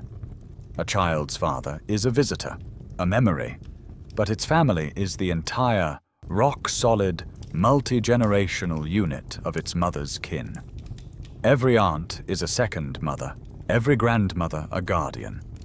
The system works, providing a stable and loving environment for the children, proving that human kinship is more adaptable than we could ever imagine. This is not without historical precedent. While extreme, elements of your new life are echoed in matrilineal societies from recorded history. Among the Minangkabau of Sumatra, for instance, property and land pass from mother to daughter, and men are often seen as guests in their wives' homes. These real-world examples show that a society built around the female line is not a fantasy, but a perfectly viable and resilient way for humans to organize themselves. You are living in a more extreme, more ancient version of this reality. You watch the traveler disappear over the same ridge where he appeared, and you feel no sense of loss. He has fulfilled his role. Your world is not defined by who is leaving, but by the unshakable permanence of the women who stay. Generations are born and live their lives in the new world the women built. The direct, searing memory of the grey breath, of the quarantine cave and the first failed hunt, has faded. It is no longer a lived experience, but a story. And stories, passed from one generation to the next, change. They soften, they warp, they take on the contours of a dream. Human memory, especially when passed through the filter of spoken word, is not a perfect recording. The scientific evidence is clear on this. Over time, our minds smooth out the messy, random details of a traumatic event and impose a narrative, a moral, a meaning. The raw data of the catastrophe has been transformed into the poetry of myth. You are one of the children of this new world, sitting by the fire, wrapped in warm furs, watching the storyteller. She is an ancient woman, the clan's matriarch, her face a web of deep lines. The story she tells is not a factual account of a Y-chromosome-specific pathogen. It is a grand, terrifying, and beautiful epic. It is the story of the great dying. In her telling, the cause of the cataclysm has been personified. It is no longer a random biological event, but an act of will, a drama played out by the gods. She speaks of a time when the world was in perfect balance. The great Earth Mother, whose body is the soil and the rock, gave birth to humanity, and the Sky Father, whose voice is the thunder and whose breath is the wind, watched from above. The Earth Mother's sons grew tall and proud. They were the greatest hunters the world had ever known, so skilled with a spear that they could challenge the mammoth and the cave bear. Their pride, the storyteller says, grew so great that they began to boast that they were masters of the earth, greater than the Sky Father himself. The Sky Father, she whispers, grew jealous. He could not strike the hunters down with lightning, for that would also scar the body of his beloved Earth Mother. So he devised a crueler, quieter punishment. He unleashed a part of himself, a cold, grey wind, invisible and silent. This wind, the grey breath, swept across the land, seeking out the proud hunters. It did not tear their flesh, but slipped inside them and stole their breath, leaving their bodies as empty husks. The Earth Mother wept, watching her sons fade away, until only her daughters were left to carry on. It was they, the storyteller concludes, who learned the quiet ways of the snare and the net, who listened to the earth instead of boasting to the sky, and who ultimately saved humanity from the sky. Father's jealous rage. This is how history becomes legend. A random plague becomes a god's jealousy. The evolution of a pathogen becomes a morality tale about the dangers of pride. It's a process we see repeated throughout our own recorded history, a modern aside that connects your firelit cave to our own libraries. Almost every ancient culture on Earth has a myth of a great flood. The Epic of Gilgamesh, the Hindu story of Manu, the Greek tale of Deucalion, and the biblical story of Noah all tell of a world-drowning flood sent to punish humanity. It's highly unlikely that the entire planet was ever underwater at once. It is, however, very likely that many cultures experienced their own localized, catastrophic floods. A tsunami, a river breaking its banks, a period of intense, unrelenting rain. These real, terrifying events, lodged in the cultural memory, would have been polished by generations of storytelling until they grew into a global, epic myth. You are simply witnessing the birth of such a myth. In this new religious landscape, the familiar objects of your culture take on a new and powerful meaning. You watch as the storyteller pulls a small, smooth object from a pouch. It's a Venus figurine, carved from mammoth ivory. But for you, it is not just a fertility charm or a quirky piece of art. It is a holy icon. It is the great Earth Mother herself, the faceless, nurturing deity who saved you. Its exaggerated female features are not just about biological fertility. They are about the ultimate triumph of the feminine principle of endurance and adaptation over the brittle, prideful force that almost led to your annihilation. Scholars thousands of years from now will argue endlessly over the meaning of these strange little statues. Debate continues to rage over whether the Venus figurines represented a specific, named Mother Goddess, or a more generalized, abstract concept of womanhood and fecundity. For you, the answer is simple. You hold in your hands the image of your savior. The figurine is no longer a prayer for children. It is a hymn of thanks for your very existence. Now, your perspective shifts, untethered from the deep past. The scent of wood smoke and wet fur dissolves, replaced by the smell of dry, sun-baked earth and the faint, dusty aroma of old bones. You are no longer a member of the clan.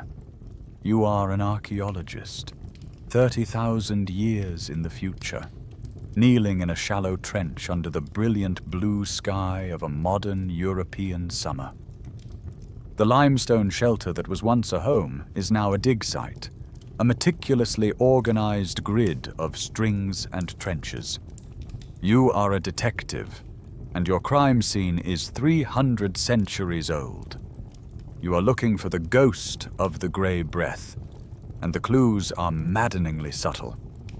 For weeks, the excavation has been yielding the expected treasures of a successful Gravettian settlement. You've found beautiful flint tools, the bones of hunted bison, and the charred remains of ancient hearths. Today, your brush reveals the curve of a human skull. It's a burial. Carefully, painstakingly, you and your team excavate the surrounding area, and you find not one, but a cluster of graves, all from the same habitation layer. This is where the story begins to feel wrong. As the skeletons are gently cleaned and exposed, a strange and disturbing pattern emerges. The first skeleton is an adult female, the next a juvenile, likely a young girl. The one after that is another adult female, then a child, then another female. Your team's specialist in human remains, the osteoarchaeologist, gets to work. This is the science of paleodemography, the study of ancient populations. It is a remarkable field of forensics. By examining a skeleton, a specialist can tell an astonishingly detailed story. The width of the pelvic inlet can distinguish a male from a female with high accuracy. The degree of fusion on the ends of the long bones and the wear patterns on the teeth can determine the age at death, sometimes down to a specific year in adolescence. Bumps and ridges on the bones reveal muscle attachments, hinting at a life of hard physical labor. But here, the most important story is in the numbers. Your specialist confirms your growing suspicion. In this specific layer of the Earth, representing a century or two of occupation, the buried population is almost exclusively female and juvenile. Out of a dozen individuals, there is only one adult male skeleton, and his bones show evidence of a traumatic, unhealed leg injury. It's a demographic impossibility.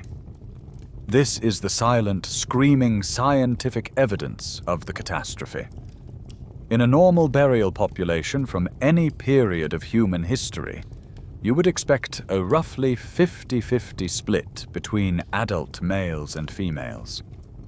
What you are looking at is a graveyard that makes no statistical sense. It is a population profile of a species that has lost its males. The story told by the mythmaker around the fire in the previous section is now being retold by the bones in the earth. One is a story of gods and pride. The other is a story of a sex-selective plague. But they are the exact same story. The evidence doesn't stop with the bones. You move to the finds tent, where every artifact is being cleaned and catalogued. You examine the stone tools found in the layers below the graveyard of women. They are what you'd expect: large, heavy spear points like the Font-Robert type, robust scrapers for thick hides, and the powerful burins needed to work mammoth ivory. It is the toolkit of big game hunters. Then you look at the tools found in the same layer as the burials, and in the layers just above. The entire technological signature has changed. The big, heavy spear points are gone. In their place, you find an abundance of much smaller, finer flint points, likely tips for lighter darts or arrows used on smaller game. You find grooved stones, perfectly shaped to be used as net sinkers for fishing. Most telling of all, you find a dramatic increase in the number of exquisitely carved bone needles and awls. It's a complete industrial revolution in miniature. The toolkit has shifted from one focused on the violent, explosive work of the great hunt to one designed for the patient, meticulous work of trapping, fishing, and sewing. It is the archaeological footprint of a society that has been forced to abandon its primary economic model and invent a new one, a subtle but undeniable clue that corroborates the grim story being told by the skeletons. You stand back and look at the evidence laid out on the table. The bones, the needles, the net sinkers. The ghost of the grey breath is finally beginning to take shape. The dust of the archaeological dig settles, and the scene dissolves. You are no longer under an open sky, but under the cool, humming fluorescent lights of a state-of-the-art genetics laboratory. The air doesn't smell of earth, but of antiseptic, and the faint, clean odor of ozone from the servers in the next room. You are a geneticist, and the bones you study are not in the ground, but in the data streaming across your computer monitor. You have spent months collecting and analyzing thousands of DNA samples from men all across the globe, a vast and diverse library of human history, written in the language of guanine, adenine, cytosine, and thymine. Your goal is to build the most comprehensive family tree of paternal lineage ever attempted. You are focused on the Y-chromosome. It is the ultimate ancestral tracer, passed down from father to son like a surname, accumulating tiny, harmless mutations with each generation that act as markers, as little breadcrumbs in time. By comparing the markers of men from different parts of the world, you can see who is related to whom and how far back you have to go to find their common ancestor. The software on your screen visualizes this as a magnificent, branching tree. At the very top are all the samples you've collected. As you scroll back in time, branches merge, showing how the lineages of a Frenchman and a Norwegian connect. Then how that branch connects with one from a man in Iran, and so on, reaching ever deeper into the past. But as you scroll further back, into the time period your archaeological colleagues are excavating, the Gravettian period, around 30,000 years ago, something impossible happens on your screen. The tree, which should be a thick, healthy trunk with thousands of ancient branches, suddenly collapses. It's as if a fire has swept through the forest of your data. branch after branch simply terminates. Ancient, diverse lineages from all across Europe and Asia just stop. The magnificent, sprawling tree of paternal ancestry narrows down to a single, impossibly thin stem. Your code isn't broken. The data is correct. You run the analysis again, and the result is the same. The paternal lineage of almost every single man in your vast database, from a banker in London to a fisherman in Thailand, traces back to a tiny handful of men who all lived at the exact same time, in the shadow of the last great ice age. This is the ultimate incontrovertible proof. This is the scar. And it leads us to one of the most fascinating and well-established facts in human genetics, the story of Y-chromosomal Adam. Just like Mitochondrial Eve is the most recent common matrilineal ancestor of all living humans, Y-chromosomal Adam is the most recent common patrilineal ancestor. He wasn't the first man, or the only man alive at his time, but he is the only one from that period who has an unbroken line of male descendants living today. All other male lines have gone extinct. And the shocking thing, the central paradox that your data is staring you in the face with, is that Adam lived far, far more recently than Eve. The maternal lines are ancient and deep. The paternal lines look like they survived an apocalypse. Your fictional story of the grey breath provides the perfect, terrifying explanation for this real-world scientific mystery. And how do you date this apocalypse? You use something called a molecular clock. It's a quirky but powerful concept. Scientists know that the tiny mutations in the Y chromosome happen at a roughly predictable average rate over millennia. By counting the number of mutational differences between two men's DNA, you can estimate how long it has been since their lineages diverged. It's like counting the ticks of a very, very slow, slightly fuzzy clock. Geneticists still debate the exact calibration of the molecular clock, arguing over the precise number of years per mutation. But they all agree on the big picture. The clock for Y-chromosomal Adam points directly to a period of profound crisis, a time when the vast majority of men were wiped from the board. The data on your screen is no longer just a series of genetic markers. It is a ghost story. It is the final, independent line of evidence that validates everything the archaeologists are finding in the dirt. The graveyard of women, the sudden shift in tool technology. Those were the clues at the crime scene. What you have here, in the cold, hard data of the genome, is the genetic signature of the victims, the echo of a continent-spanning plague that filtered all of human paternal history through a keyhole. The grey breath might be a myth you've constructed, but the bottleneck it describes is a scientific certainty, a deep and traumatic wound written into the DNA of every man on Earth. The abstract world of genetic data fades, and you return to the rich, sensory world of the past. You are standing on a riverbank, the air thick with the smell of damp earth and the sweet scent of blooming marsh flowers. A full century has passed since the last man died of the grey breath. The recovery is not a sudden explosion of life, but a slow, painstaking process, like a forest regrowing after a fire. The first green shoots have given way to strong saplings. The population is rebounding, slowly, carefully, one healthy baby at a time. The most important thing to understand is that the new way of life is no longer new. The social structure that was forged in the crucible of the plague is now the only way of life anyone knows.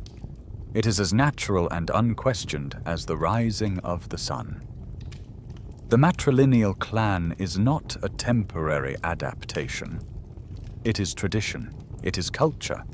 It is the very fabric of reality. You watch a young woman teaching her daughter how to set a fish trap in the shallows of the river. The trap, a beautiful conical basket woven from willow shoots, is a legacy passed down from her mother, who learned it from her mother, one of the original women who had to invent this new world. This generation, born into the recovery, is different. They are skilled and confident, but their skills are not those of their distant male ancestors. They can read the subtle currents of the river to find the best fishing spots. They know the medicinal properties of every plant in this valley. They can track a fox to its den and weave a net so fine it is almost invisible. Their worldview has been fundamentally shaped by the great myth of their people, the story of the great dying. They are raised on the tale of the proud hunters struck down by the jealous Sky Father, and it has instilled in them a deep humility and a profound respect for the delicate balance of the world. Arrogance is the greatest sin. Cooperation is the highest virtue. This new social structure has also changed where and how you live. The old way of life required constant movement, following the great herds of migratory megafauna.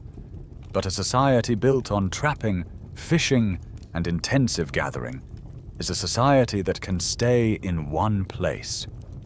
Your settlement is no longer a temporary camp in a shallow cave, but a small, semi-permanent village of huts built from mammoth bone, river clay, and stretched hides, nestled in a bend of the river that is rich with fish and waterfowl. This stability allows for larger communities, for stronger bonds, for the slow accumulation of surplus and security. It is, in many ways, a more resilient and peaceful existence than the boom and bust cycle of the Great Hunt. As an observer looking through the lens of the future, you realize the immense challenge this presents to archaeology. Historians would argue that such a matriarchal society, if it existed, would have left distinct archaeological signatures. The challenge is learning how to recognize them. An archaeologist from our own time, trained to look for the dramatic evidence of big game hunting, might excavate this village and misinterpret it entirely. They would see the lack of large spear points and the abundance of small bone needles and net sinkers, and they might conclude that this was a culture in decline, a poor settlement that had lost the skills of its ancestors. They would fail to see that they are not looking at a decline, but at the evidence of a radical and wildly successful adaptation. They are not excavating a failure, but the home of the women who saved the human race. A quirky but vital point that reshapes our understanding of what success even meant in the Paleolithic. You watch the young woman and her daughter pull their fish trap from the water. It is heavy, with wriggling silver-sided fish. They laugh, a sound that is clear and bright in the afternoon sun. There is no echo of the old silence here, no lingering ghost of the grey breath. There is only life, tenacious and determined, rebuilding itself on a new foundation. The population is recovering, not just in numbers, but in spirit.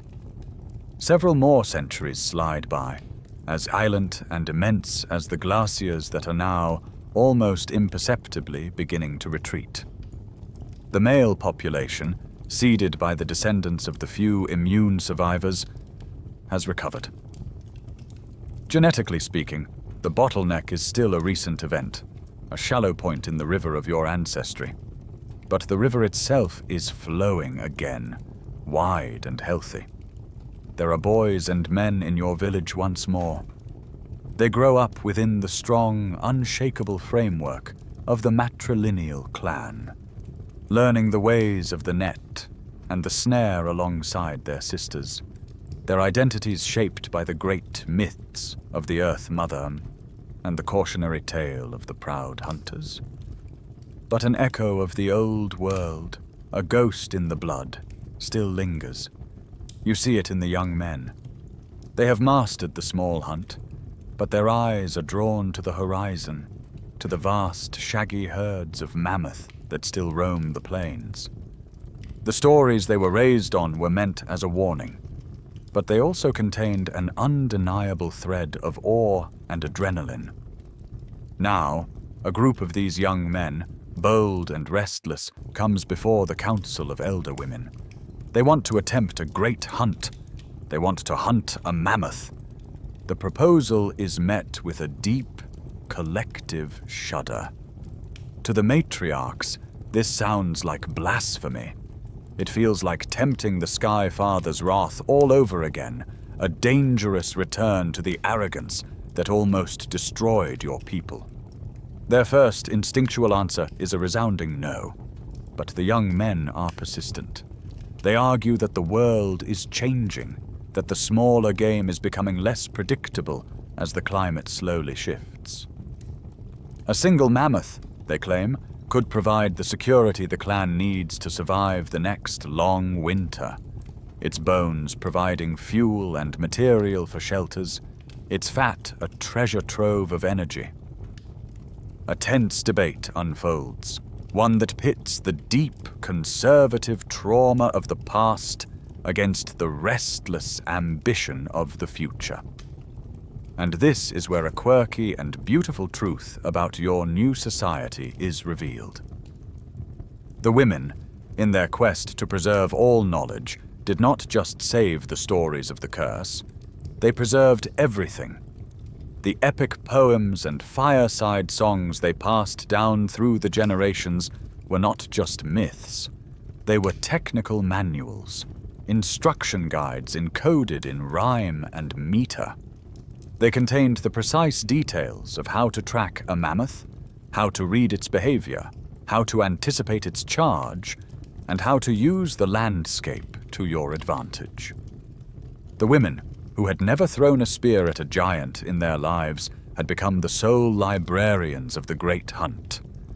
A compromise is reached. The hunt can proceed, but only if the young men follow the ancient instructions exactly as they are preserved in the sacred songs.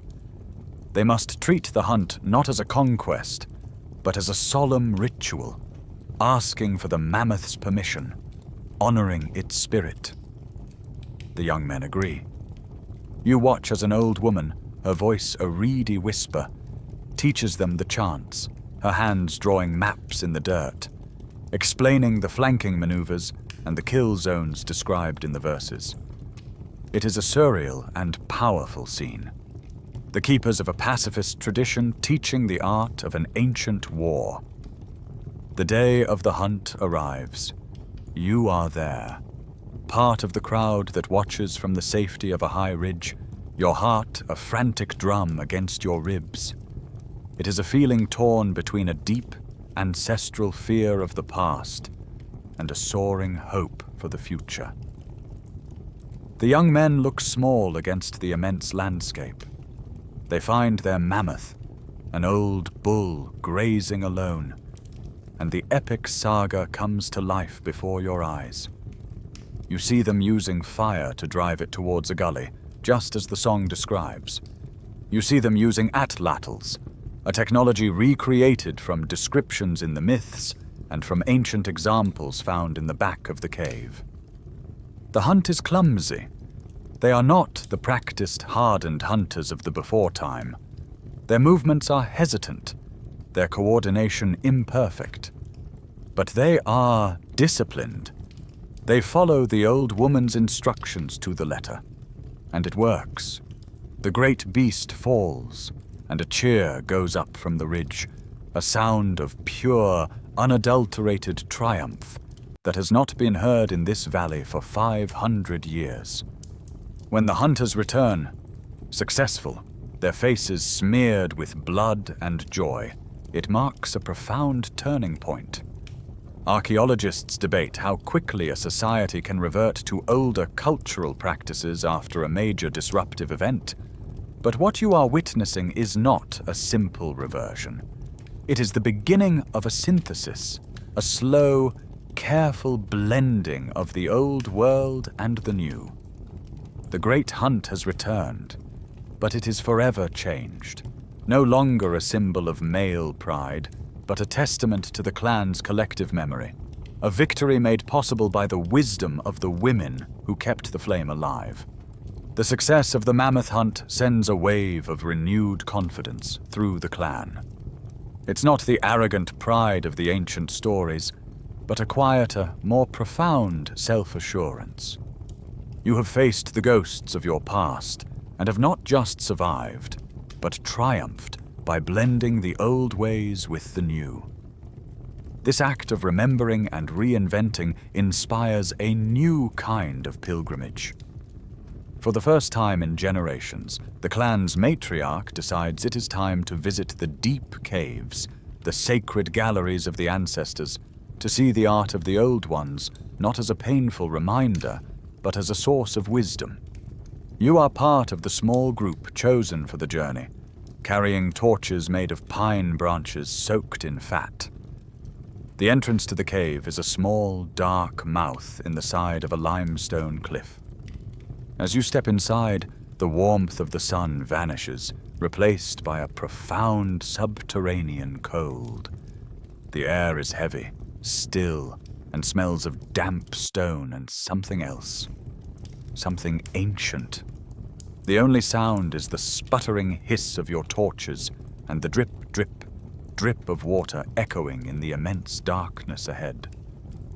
As you venture deeper, the walls close in, forcing you to squeeze through narrow passages. Then the passage opens into a vast chamber, and you raise your torch. The light dances across the walls, and you gasp. It is a world of silent, moving animals. A herd of immense aurochs, their horns sharp enough to tear the sky, thunders across a bulge in the rock. A line of shaggy-maned horses, their bodies perfectly rendered with shades of black and red, seems to canter in the flickering light. This is the mainstream historical fact of Paleolithic life. Your ancestors were artists of breathtaking skill. Using nothing more than charcoal, manganese, and iron oxides, they created masterpieces in the dark that would rival anything made 30,000 years in the future. You are standing in a prehistoric cathedral, but as you explore deeper, you find other images, figures that are less majestic and more disturbing. On one wall, you find a crude, stick-like drawing of a man falling backwards. From his body protrude several long lines, like spears. In another part of the cave, a similar figure lies on the ground next to a disemboweled bison, a bird-headed staff nearby. Art from real-world caves like Lascaux and Cognac show these enigmatic, wounded men, scenes of violence or death that stand in stark contrast to the vibrant, powerful animal portraits. Looking at this image now, through the lens of your people's history, you see something new. This isn't a hunting accident. This isn't a depiction of war. The spears are wrong. They look less like physical objects and more like symbols, like the invisible shafts of a sickness. You are looking at a depiction of a man struck down by the grey breath. The art is not a celebration or a record. It's an exorcism, a desperate ritual to try and ward off the invisible hunter. Art historians still argue whether these wounded man figures represent actual violence, hunting accidents, or purely symbolic shamanic experiences. Your clan's secret history provides a chilling fourth possibility. They are the only surviving medical illustrations of a forgotten plague. This reframes everything. The powerful figure of the sorcerer, the man-beast hybrid you remember from the stories, is not just a master of the hunt. He is a healer, a shaman dressed in the skins of powerful animals, trying to fight a supernatural enemy, dancing in the dark to save his people. Then you notice something else, a detail that is easy to overlook.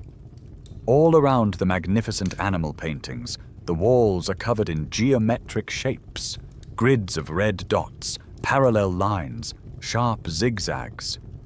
This brings us to a quirky but fascinating fringe theory in archaeology: the idea of entoptic phenomena. This theory suggests that these are not just decorations.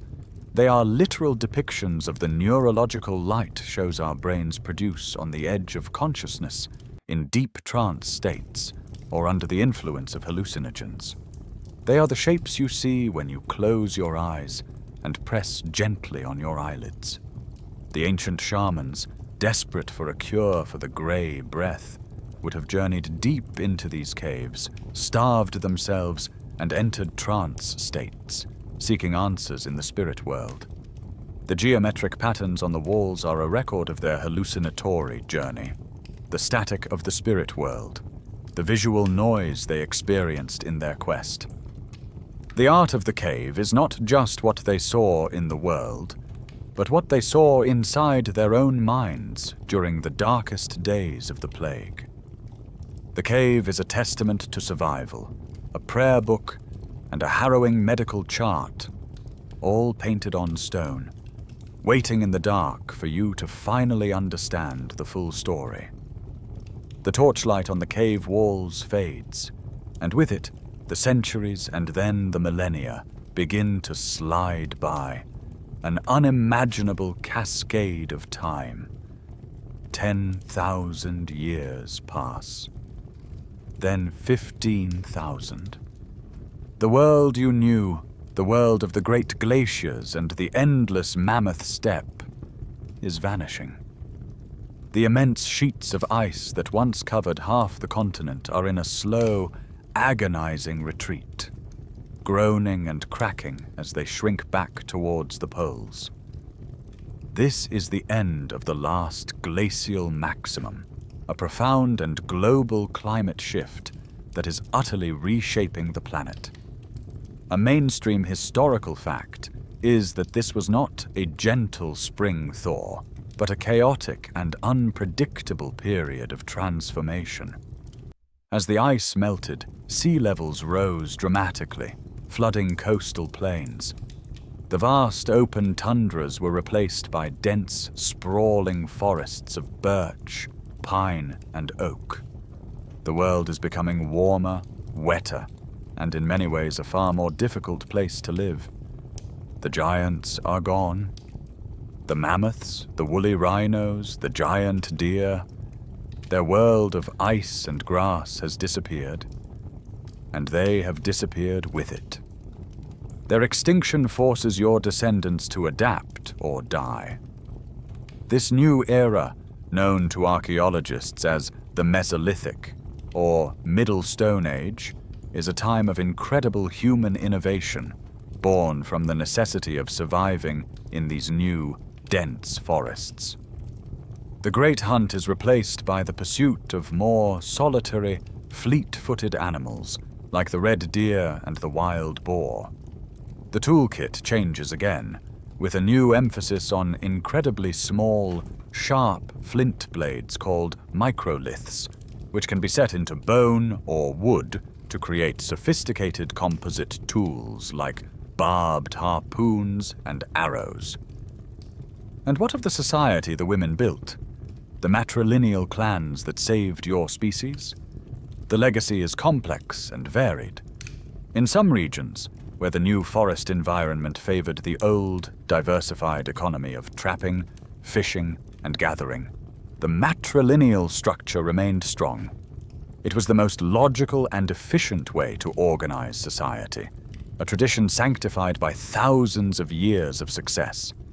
But in other areas, where the pursuit of large, dangerous game like the auroch or the boar became central once more, a gradual shift occurred.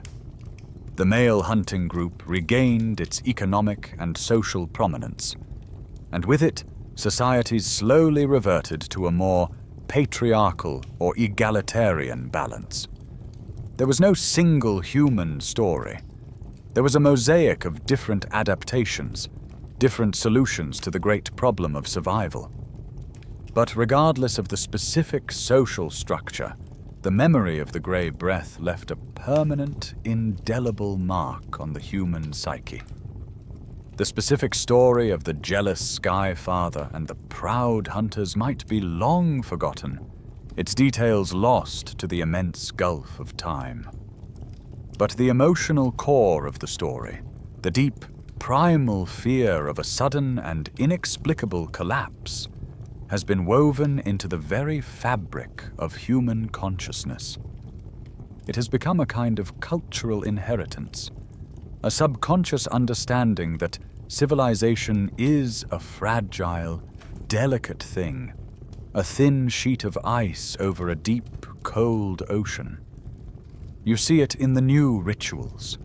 You see it in the folklore, the 1,000 different tales of trickster spirits and angry gods that can snuff out a life in an instant.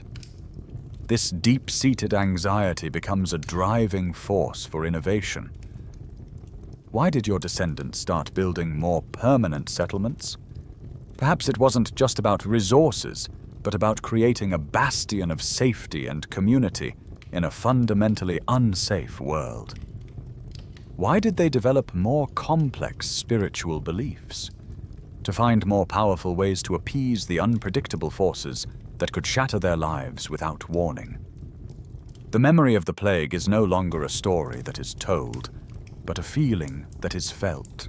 A constant, low-grade hum of anxiety that pushes humanity to build stronger walls, forge stronger bonds, and pray to kinder gods, all in the hope of never again being so utterly helpless. You are a child, perhaps 7 or 8 years old, living in a world that your distant ancestors would not recognize. Your home is not a cave, but a sturdy hut made of woven branches and daubed with clay. Your village is a permanent settlement, surrounded by small plots of land, where the first experiments in agriculture are taking root. The silence of the deep forest has been replaced by the bleating of domesticated goats and the rhythmic thud of an adze shaping wood. Millennia have passed.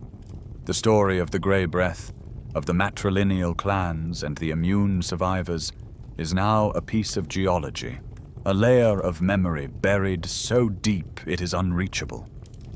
But it is not entirely gone. It survives, in a twisted and barely recognizable form, as a ghost story, a myth told to children like you on cold nights. Tonight, an elder of the village has gathered the children around the central fire. His face is a mask of shadows and light. You lean forward, your chin on your knees, utterly captivated. The story he tells is not a history. It is a grand, cosmic epic. It is not about a plague. It is about the 2 brothers who created the world. The elder brother, who loved the thundering hunt and the sharp point of a spear, and the younger brother, who loved the quiet, patient soil and the magic of a sprouting seed. In the beginning, the elder's voice rasps. The elder brother and his people were masters of the world. They were proud and loud, and their spears were always red with the blood of the great beasts. But their pride curdled into arrogance. They scorned their younger brother, calling him a grubber in the dirt, and they forgot to thank the spirits of the animals they hunted. The elder pauses, letting the silence hang. And so, he continues, his voice dropping to a whisper, a punishment was devised. Not a storm, not a fire, but a whisper. A silent, jealous wind came from the darkest part of the sky. It slipped between the elder brother's people as they slept, and it did not steal their lives, but their souls. Here comes the quirky, chilling detail, the part that always makes you shiver. The wind took their bright, strong souls, the elder says, pointing a bony finger towards the fire. and it shredded them, turning them into the little grey moths that dance around our flames. And the men, their bodies left empty, became the wandering husks, walking without purpose until their bodies crumbled to dust. You look at the moths fluttering erratically in the firelight, their wings like tiny scraps of ash. You are not hearing a distorted account of a Y-chromosome-specific pathogen's neurological symptoms. You are hearing a terrifyingly effective fairy tale. The story has been transformed by a psychological process that folklorists and cognitive scientists have observed time and again. It has undergone leveling and sharpening. The complex, messy details of the original event, the specific symptoms, the concept of contagion, the genetic basis of immunity, have all been smoothed out and lost, leveled.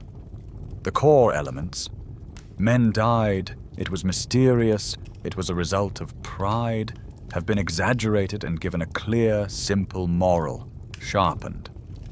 A random tragedy has become a lesson. Be humble, respect the earth. This process is at the heart of all mythology. Folklorists still debate whether the core of our most ancient myths originates from a single traumatic event, or is a composite of many smaller stories woven together over time.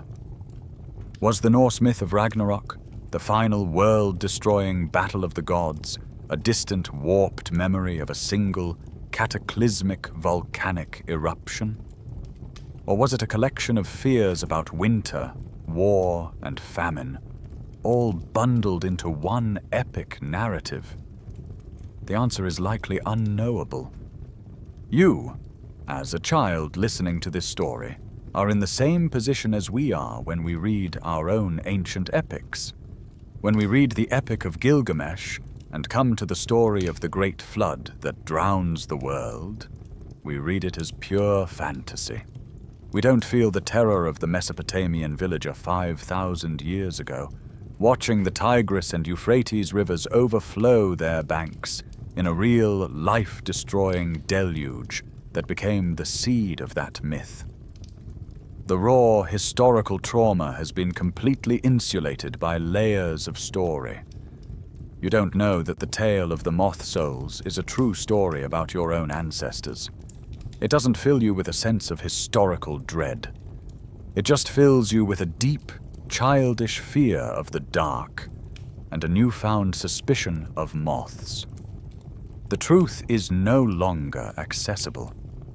It has become a perfect fossil, preserved forever inside a beautiful, terrifying, and utterly misleading myth. The story of the moth souls is a chilling and effective piece of folklore, but it is also a failure. It fails as a historical record. It has lost all the crucial data, the true nature of the illness, the specific way it was transmitted, the biological reality of the survivors. The trauma of the Grey Breath was so immense, so world-shattering, that it created a profound, multi-generational need for something more reliable than a story that changes with every telling. It spurred a quiet, desperate search for a way to make memory permanent, to carve a truth into something more durable than air and sound. It may have been the very thing that pushed the human mind towards the invention of data. You can imagine the first halting steps. A woman, a survivor of the plague's final years, sits holding the small, polished thigh bone of a hare. She is thinking of her partner, lost to the Grey Breath. She wants to remember him, but the memories are already fading, their edges softening. With a sharp piece of flint, she scratches a single straight line onto the bone. The next day, she does it again. Each line is a day, a physical anchor for a fleeting memory. This is not yet a calendar. It is a rosary of grief, a simple tally of loss. But it is the beginning of an idea, that marks can represent moments, that a pattern on an object can hold time still. Generations later, the idea has evolved. An elder of a clan holds up a long, flat piece of reindeer antler. Carved along its edge is a series of intricate marks, small circles, crescents, and dots. It is an early lunar calendar, a device for tracking the phases of the moon from one new moon to the next. Such artifacts have been found across Paleolithic Europe.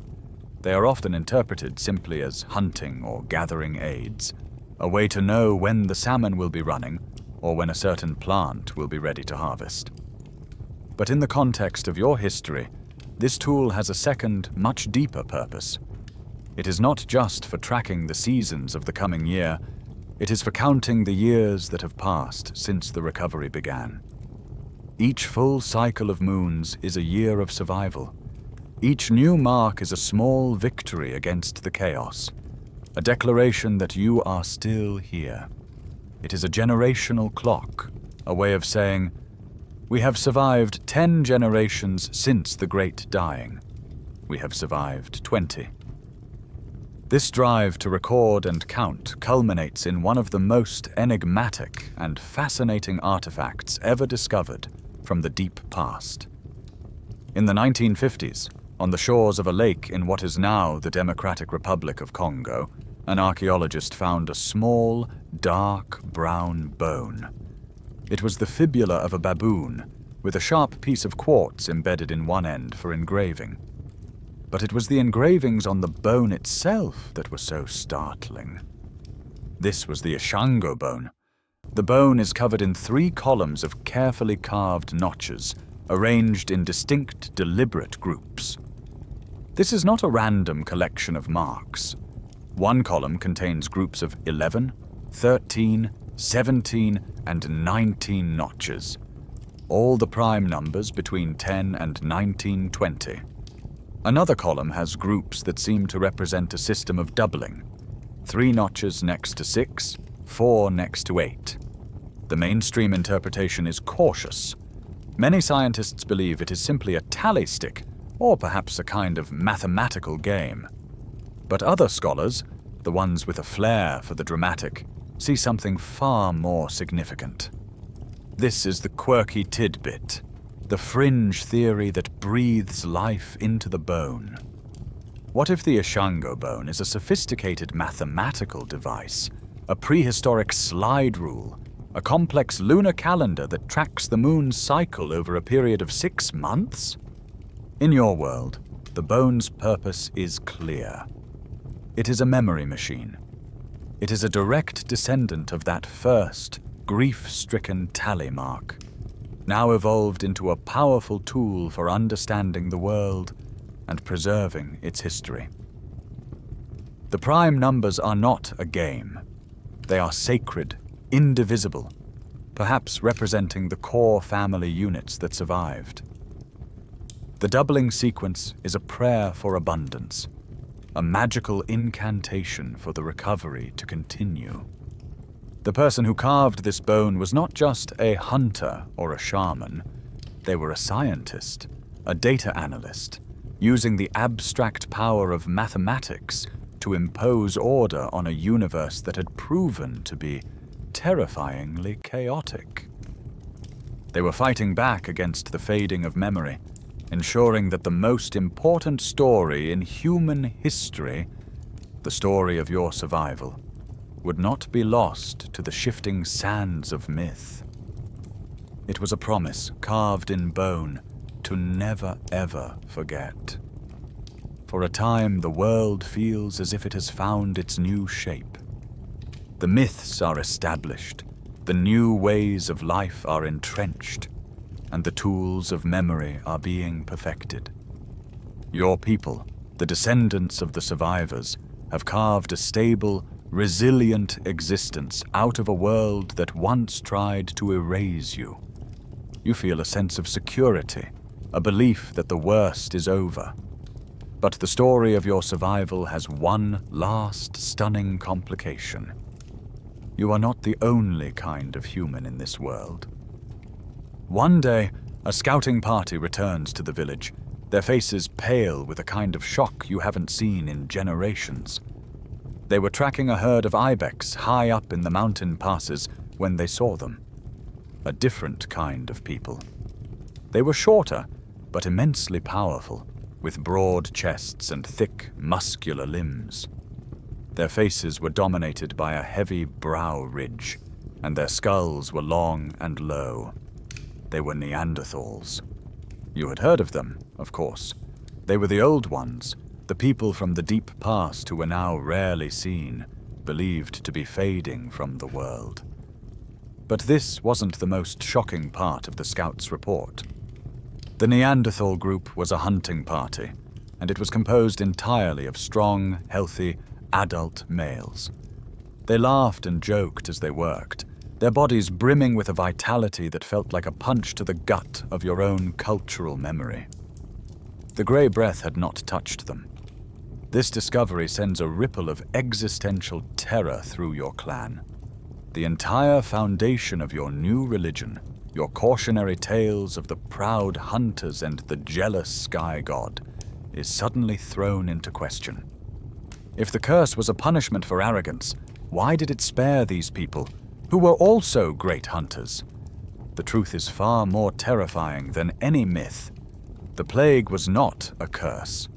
It was a biological specialist. Neanderthals and Homo sapiens separated from a common ancestor hundreds of thousands of years ago. Your species evolved in Africa. They evolved in the cold landscapes of Ice Age Europe. Your biology is different. That tiny protein lock on the Y-chromosome, the one the grey breath's key fit so perfectly. The Neanderthal version was different. They were, and had always been, completely immune. This revelation triggers a dramatic and dangerous power shift. For the last few centuries, your people had been the undisputed masters of this landscape. Your superior technology and social organization, allowing you to outcompete the declining Neanderthal population. But now, your greatest advantage has been erased. You are a society of women, children, and a handful of young men struggling to relearn the old ways. They are a society with a full complement of powerful, experienced hunters. Suddenly, you are the vulnerable ones. Paleoanthropologists continue to debate the precise reasons for the Neanderthals' extinction, with theories ranging from climate change to direct conflict with Homo sapiens. But your story introduces a new, dramatic variable. For a few brief, terrifying centuries, the tables are turned. The Neanderthals, who had been in a slow retreat, experience a sudden, late-stage resurgence. They are now the apex predators, the undisputed masters of the hunt. They thrive while you struggle. They are not the dim-witted brutes of old cartoons. This is a quirky but important fact. On average, the Neanderthal brain was actually larger than a modern human's. The structure was different, a larger occipital lobe suggesting a greater reliance on vision, perhaps at the expense of the frontal lobes used for complex social networking. But they were intelligent, adaptable, and now they had the upper hand. This new reality leads to encounters born of desperation. Imagine a small group from your clan, their food stores dangerously low, coming across a recent Neanderthal kill site, the carcass of a woolly rhino. Do you try to scavenge, risking a violent confrontation? Or do you try to trade, offering your finely crafted bone needles in exchange for a share of the meat? And this is where the most profound event of all occurs. A young woman from your clan, perhaps lost in a blizzard, is found by a Neanderthal family. They do not kill her. They take her in. She is skilled in ways they are not. At weaving nets, at making tailored clothing. They are strong in ways her people no longer are. A pact is made, an alliance of necessity. This is the scientific evidence that proves this tense, world-changing chapter is not fiction. The proof is inside you. It's inside almost everyone listening to this right now. Geneticists have sequenced the Neanderthal genome, and when they compared it to ours, they found something stunning. Every modern human whose ancestry lies outside of sub-Saharan Africa carries, on average, between 1 and 4% Neanderthal DNA. This is not an accident. It is the undeniable genetic ghost of these ancient encounters. Somewhere, sometime, during this long period of coexistence, Homo sapiens and Neanderthals had children together.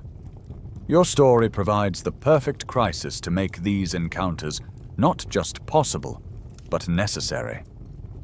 The plague that almost destroyed you may have been the very thing that forced your ancestors into a desperate, intimate bargain with your closest human relatives. A bargain that ensured a small piece of them would survive forever, woven into the very fabric of your own DNA. The resurgence of the Neanderthals was a terrifying, humbling chapter in your people's history.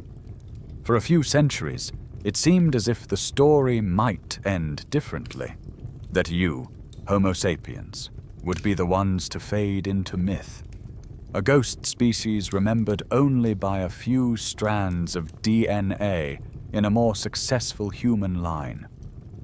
They were stronger, their hunters were untouched by the plague, and for a time, they were the undisputed masters of the changing European landscape.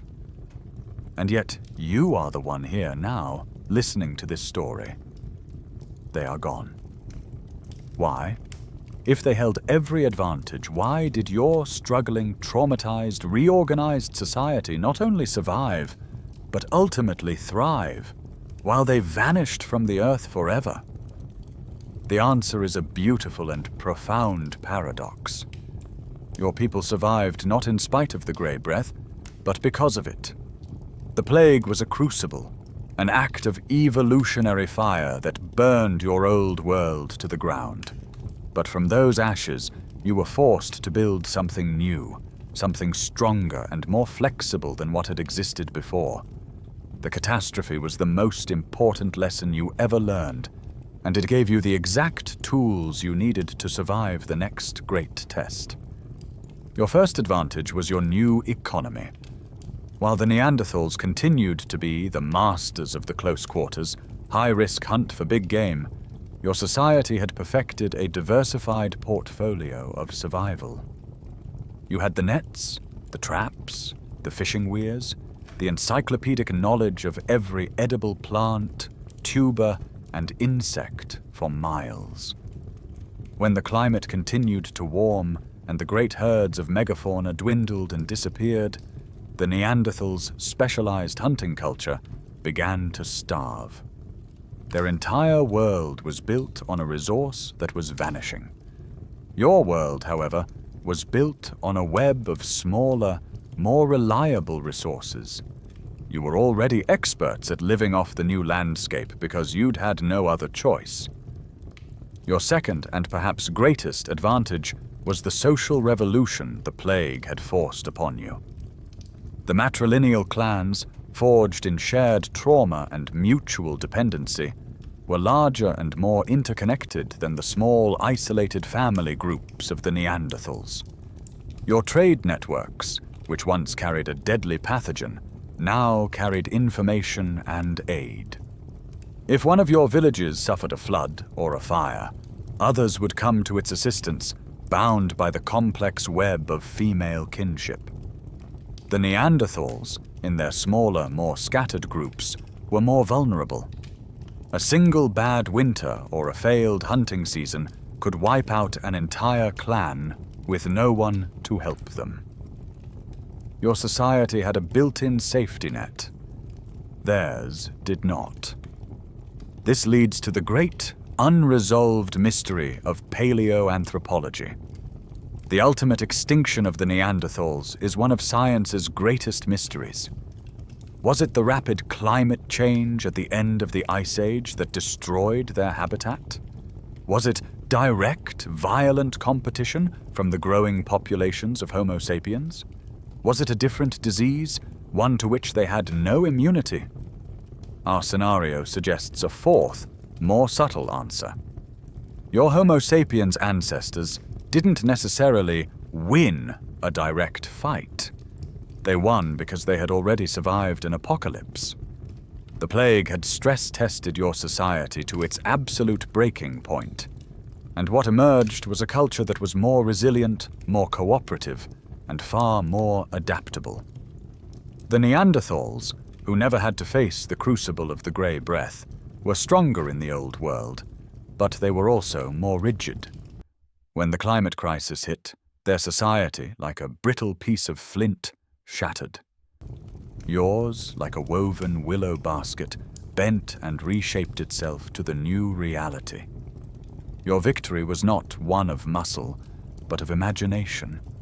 The imagination born from having lost everything and been forced to reinvent the very meaning of being human. The world of ancient forests and firelit caves dissolves into a blinding, featureless expanse of white. You are now standing in the middle of the Greenland ice sheet, one of the most desolate and alien landscapes on Earth. The air is so cold it feels like a blade, and the silence is absolute, broken only by the howl of the wind. There is nothing here but ice 2 miles deep, stretching to every horizon. And yet this barren wasteland holds the final definitive clue to your entire story. It is a library of the ancient atmosphere, a perfect record of the past, and a team of scientists is here to read it. You are now inside a brightly lit, sterile laboratory. In front of you lies a massive cylinder of ice pulled from the depths of that glacier. It is an ice core, and it is a time machine. This is the mainstream historical fact at the heart of modern climate science. Every year, a new layer of snow falls on the ice sheet. It never melts. It is simply compressed by the next year's snow, and the next, for hundreds of thousands of years. Each layer traps a perfect little sample of the atmosphere as it existed in that year. Bubbles of ancient air, dust blown from distant continents, ash from volcanic eruptions, and most importantly, any microscopic life that was floating in the wind. Reading an ice core is like reading the rings of a tree, but instead of the history of a forest, you are reading the history of the entire planet's air. A scientist in a clean suit uses a laser to slice a thin section from the part of the core that corresponds to the time period 30,000 years ago. The dating is remarkably precise. They can count the layers back year by year, like pages in a book. The slice of ice is melted, and the water is fed into a series of complex machines. You watch the data appear on a computer screen. Graphs showing carbon dioxide levels, methane, dust content. It's the standard expected profile of the last glacial maximum. And then, a red light flashes. An alarm beeps. One of the sensors, a mass spectrometer designed to identify organic particles, has detected an anomaly. A huge, completely unexpected spike.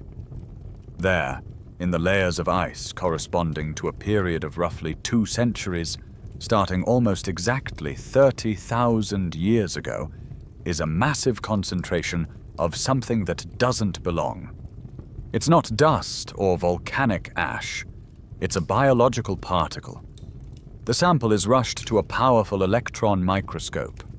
You look over the scientist's shoulder at the screen, and you see it. It is a spore, beautifully and terrifyingly preserved. It has an intricate, geometric protein shell, unlike any known modern species of bacteria or virus. It is the fossilized remnant of an ancient airborne fungus that once bloomed in unimaginable numbers, filling the world's atmosphere for a brief, deadly period before vanishing completely. This is the quirky tidbit that changes everything. You are looking at a mugshot of the killer. But this is not yet proof. It's just a correlation. The final step requires the awesome power of modern computing. The scientists are able to reconstruct the precise molecular structure of the proteins that made up the spore's outer shell. They create a perfect, three-dimensional digital model of it. It floats on a computer screen, a complex alien key. Now they need to find the lock. They run the model against a vast digital library of every known protein found in the human body. The computer works for hours, testing billions of possible interactions. Scientists still debate the absolute limits of this kind of paleomicrobiology, arguing whether a pathogen's complex protein structures could remain perfectly identifiable after 30,000 years frozen in the ice. But in your story, the answer is a definitive yes. The screen flashes again. Match found. The fungal spore's primary binding protein has a perfect 100% affinity for just one thing. It's a specific receptor protein, a tiny molecular docking port. And this protein is produced only by a gene found on the human Y-chromosome. This is the scientific evidence. The smoking gun. You watch the simulation as the two shapes, the key from the fungal spore and the lock from the human male, drift towards each other in the virtual space. They touch, and they click together with the final, chilling certainty of a coffin lid closing. The ghost has a name. The myth has a physical form. The grey breath was not a spirit or a curse. It was a fungus, a silent airborne spore that bloomed, choked the sky for 200 years, and then vanished, leaving behind nothing but a graveyard of men and a thin, almost invisible layer of dust in the Greenland ice.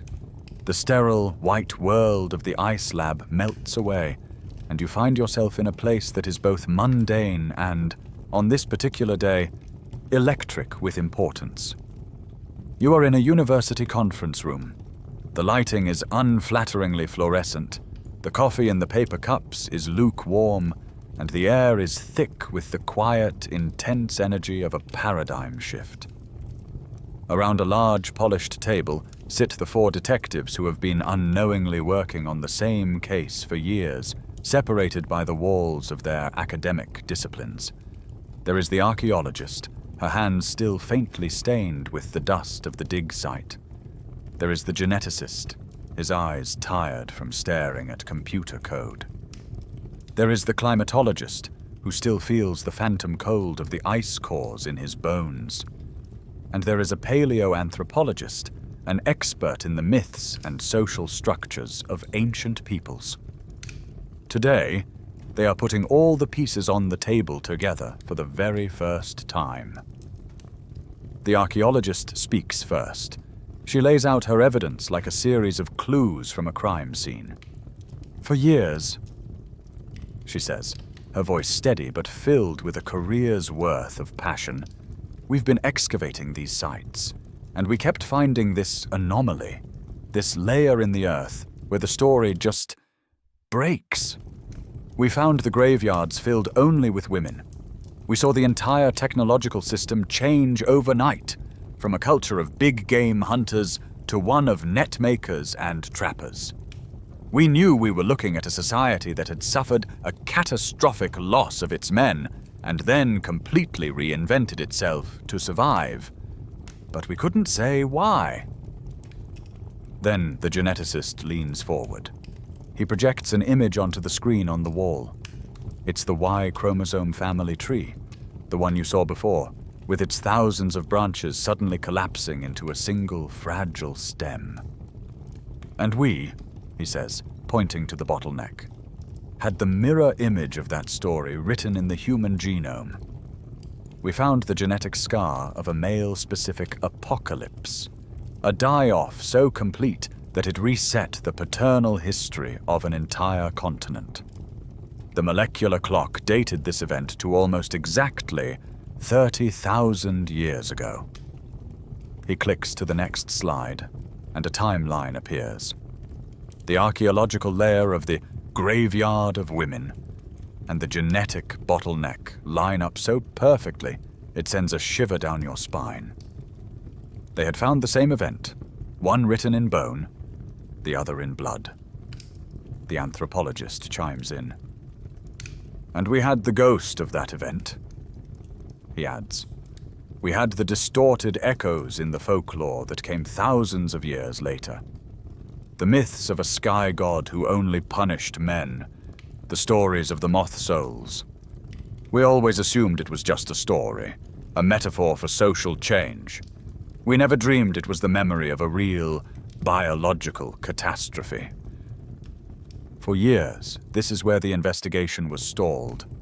They had 3 strong, independent lines of circumstantial evidence, all pointing to a single, unbelievable crime. The scholarly debate was intense and often acrimonious. Critics argued it was all just a coincidence, a misinterpretation of the data. What they lacked was a murder weapon. And then the climatologist speaks, his voice quiet. He puts up a single image on the screen. It is the electron microscope photograph of the fungal spore, the beautifully complex, alien-looking particle from the ice core. We found this, he says simply. A massive, anomalous bloom in the atmosphere, precisely 30,000 years ago. We modeled its protein structure. He clicks again. The screen now shows the simulation you saw before, the intricate key of the spore's protein drifting towards the unique lock of the Y-chromosome linked receptor. They connect with a perfect, sickening click. A profound silence falls over the room. This is the moment. This is the quirky and beautiful concept known in science as consilience, a word that literally means the jumping together of knowledge. It's the moment when multiple, independent lines of evidence, each with its own uncertainties, suddenly converge on a single, powerful explanation, locking it into place. This is what happened with our understanding of Ötzi the Iceman, a mainstream historical example where archaeology, his copper axe, botany, the pollen in his stomach, and genetics, his DNA, all came together to tell a single, unified story of his life and death. The story of the grey breath has just had its consilience moment. It is no longer a fringe theory. It is history. The full, terrifying picture is now stunningly clear.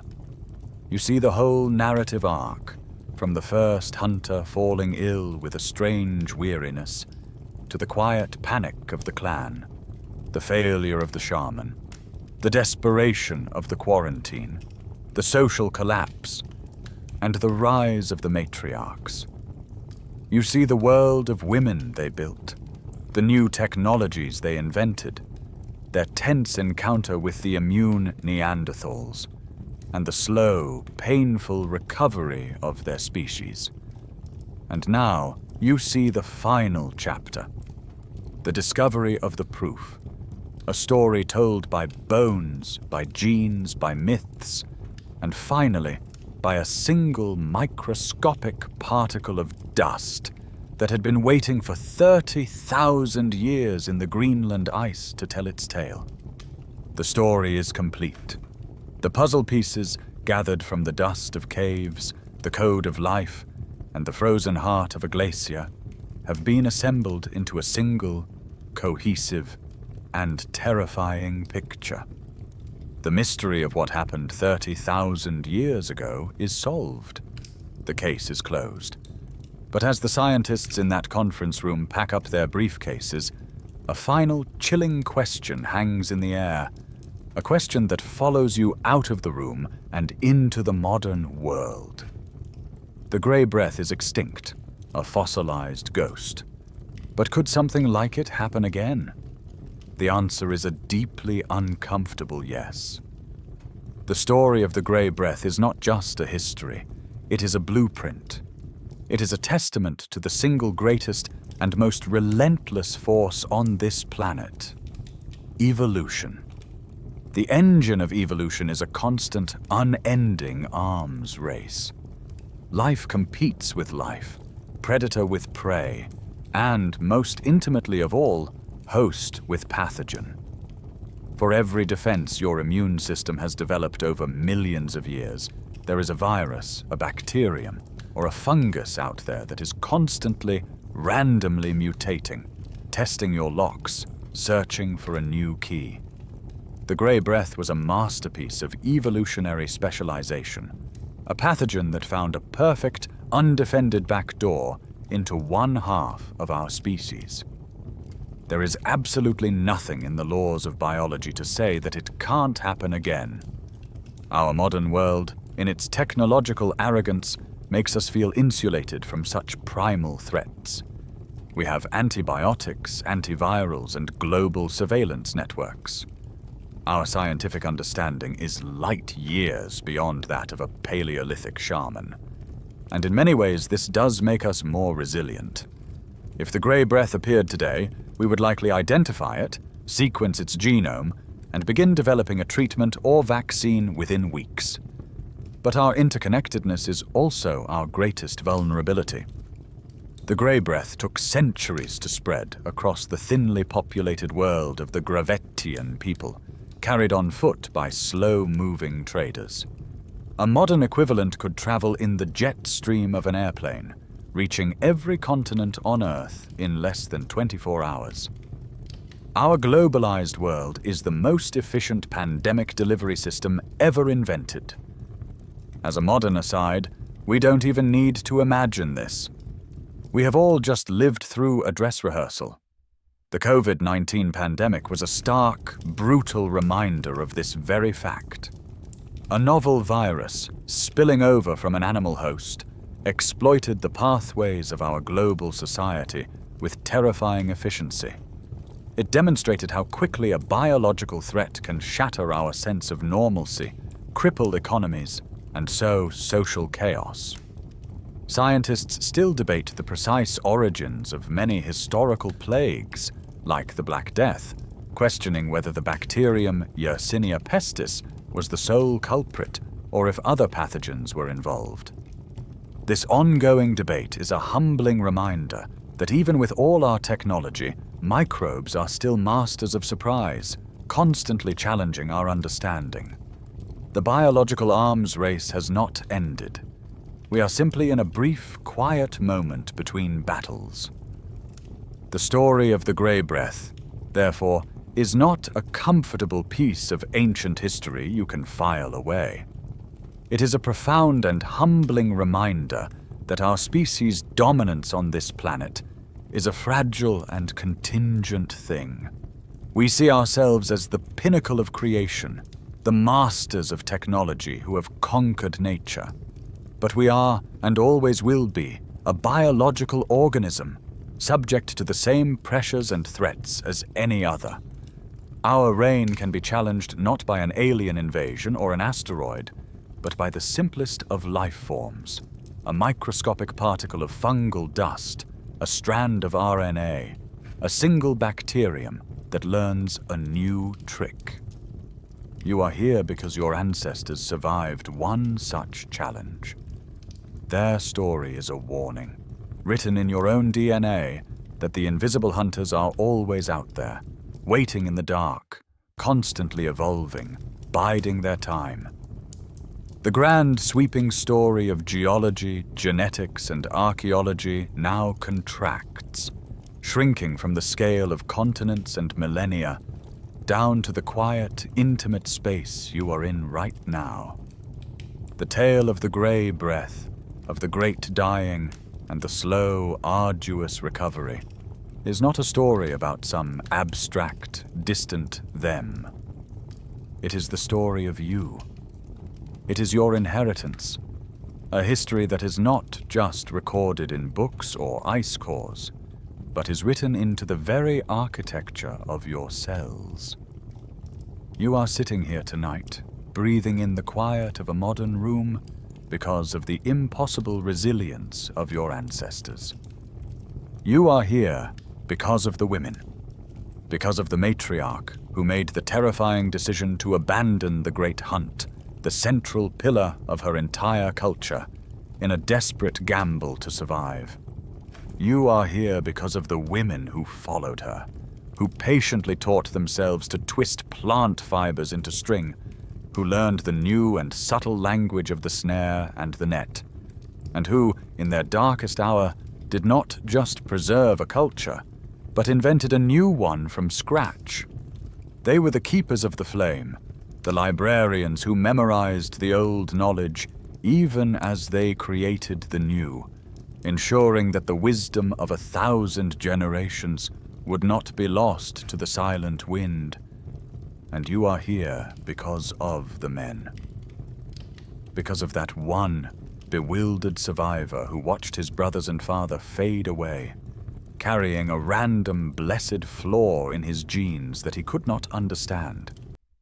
He and the handful of others like him, the winners of a genetic lottery they never knew they were playing, became the fragile, lonely seeds from which all the paternal lines of humanity would regrow. Every man listening to this carries the echo of his Y-chromosome, a direct, unbroken lineage back to one of the few who were immune. And every woman carries the legacy of the female-centric society they were born into, the world that was built to nurture them in the absence of fathers. The story of their survival is your origin story.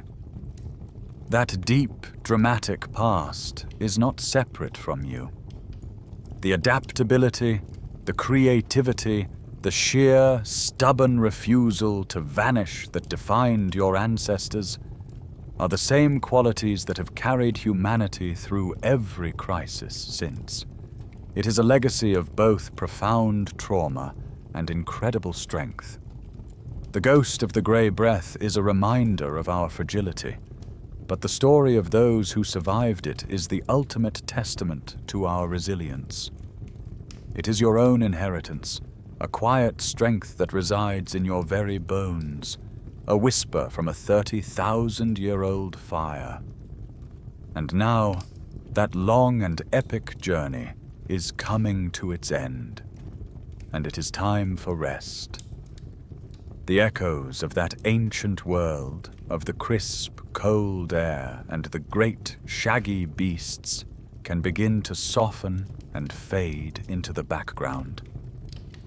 The struggles and the fears of your distant ancestors are long, long over, their story now told, their ghosts finally at peace. Let the images of the ice, the caves, and the flickering firelight dissolve into a gentle, quiet darkness. The world of the hunt, of survival against the cold, gives way to the simple, present comfort of your own safe and quiet space. All of the great questions have been answered for tonight, and all of the mysteries have been laid to rest. There is nothing left to do now but let the story go, to release the great weight of deep time, and allow your mind to become still and light. Feel the gentle pull of sleep, a soft and welcome tide drawing you into a place of quiet, dreamless peace. The long watch is over. You are safe. You can rest now.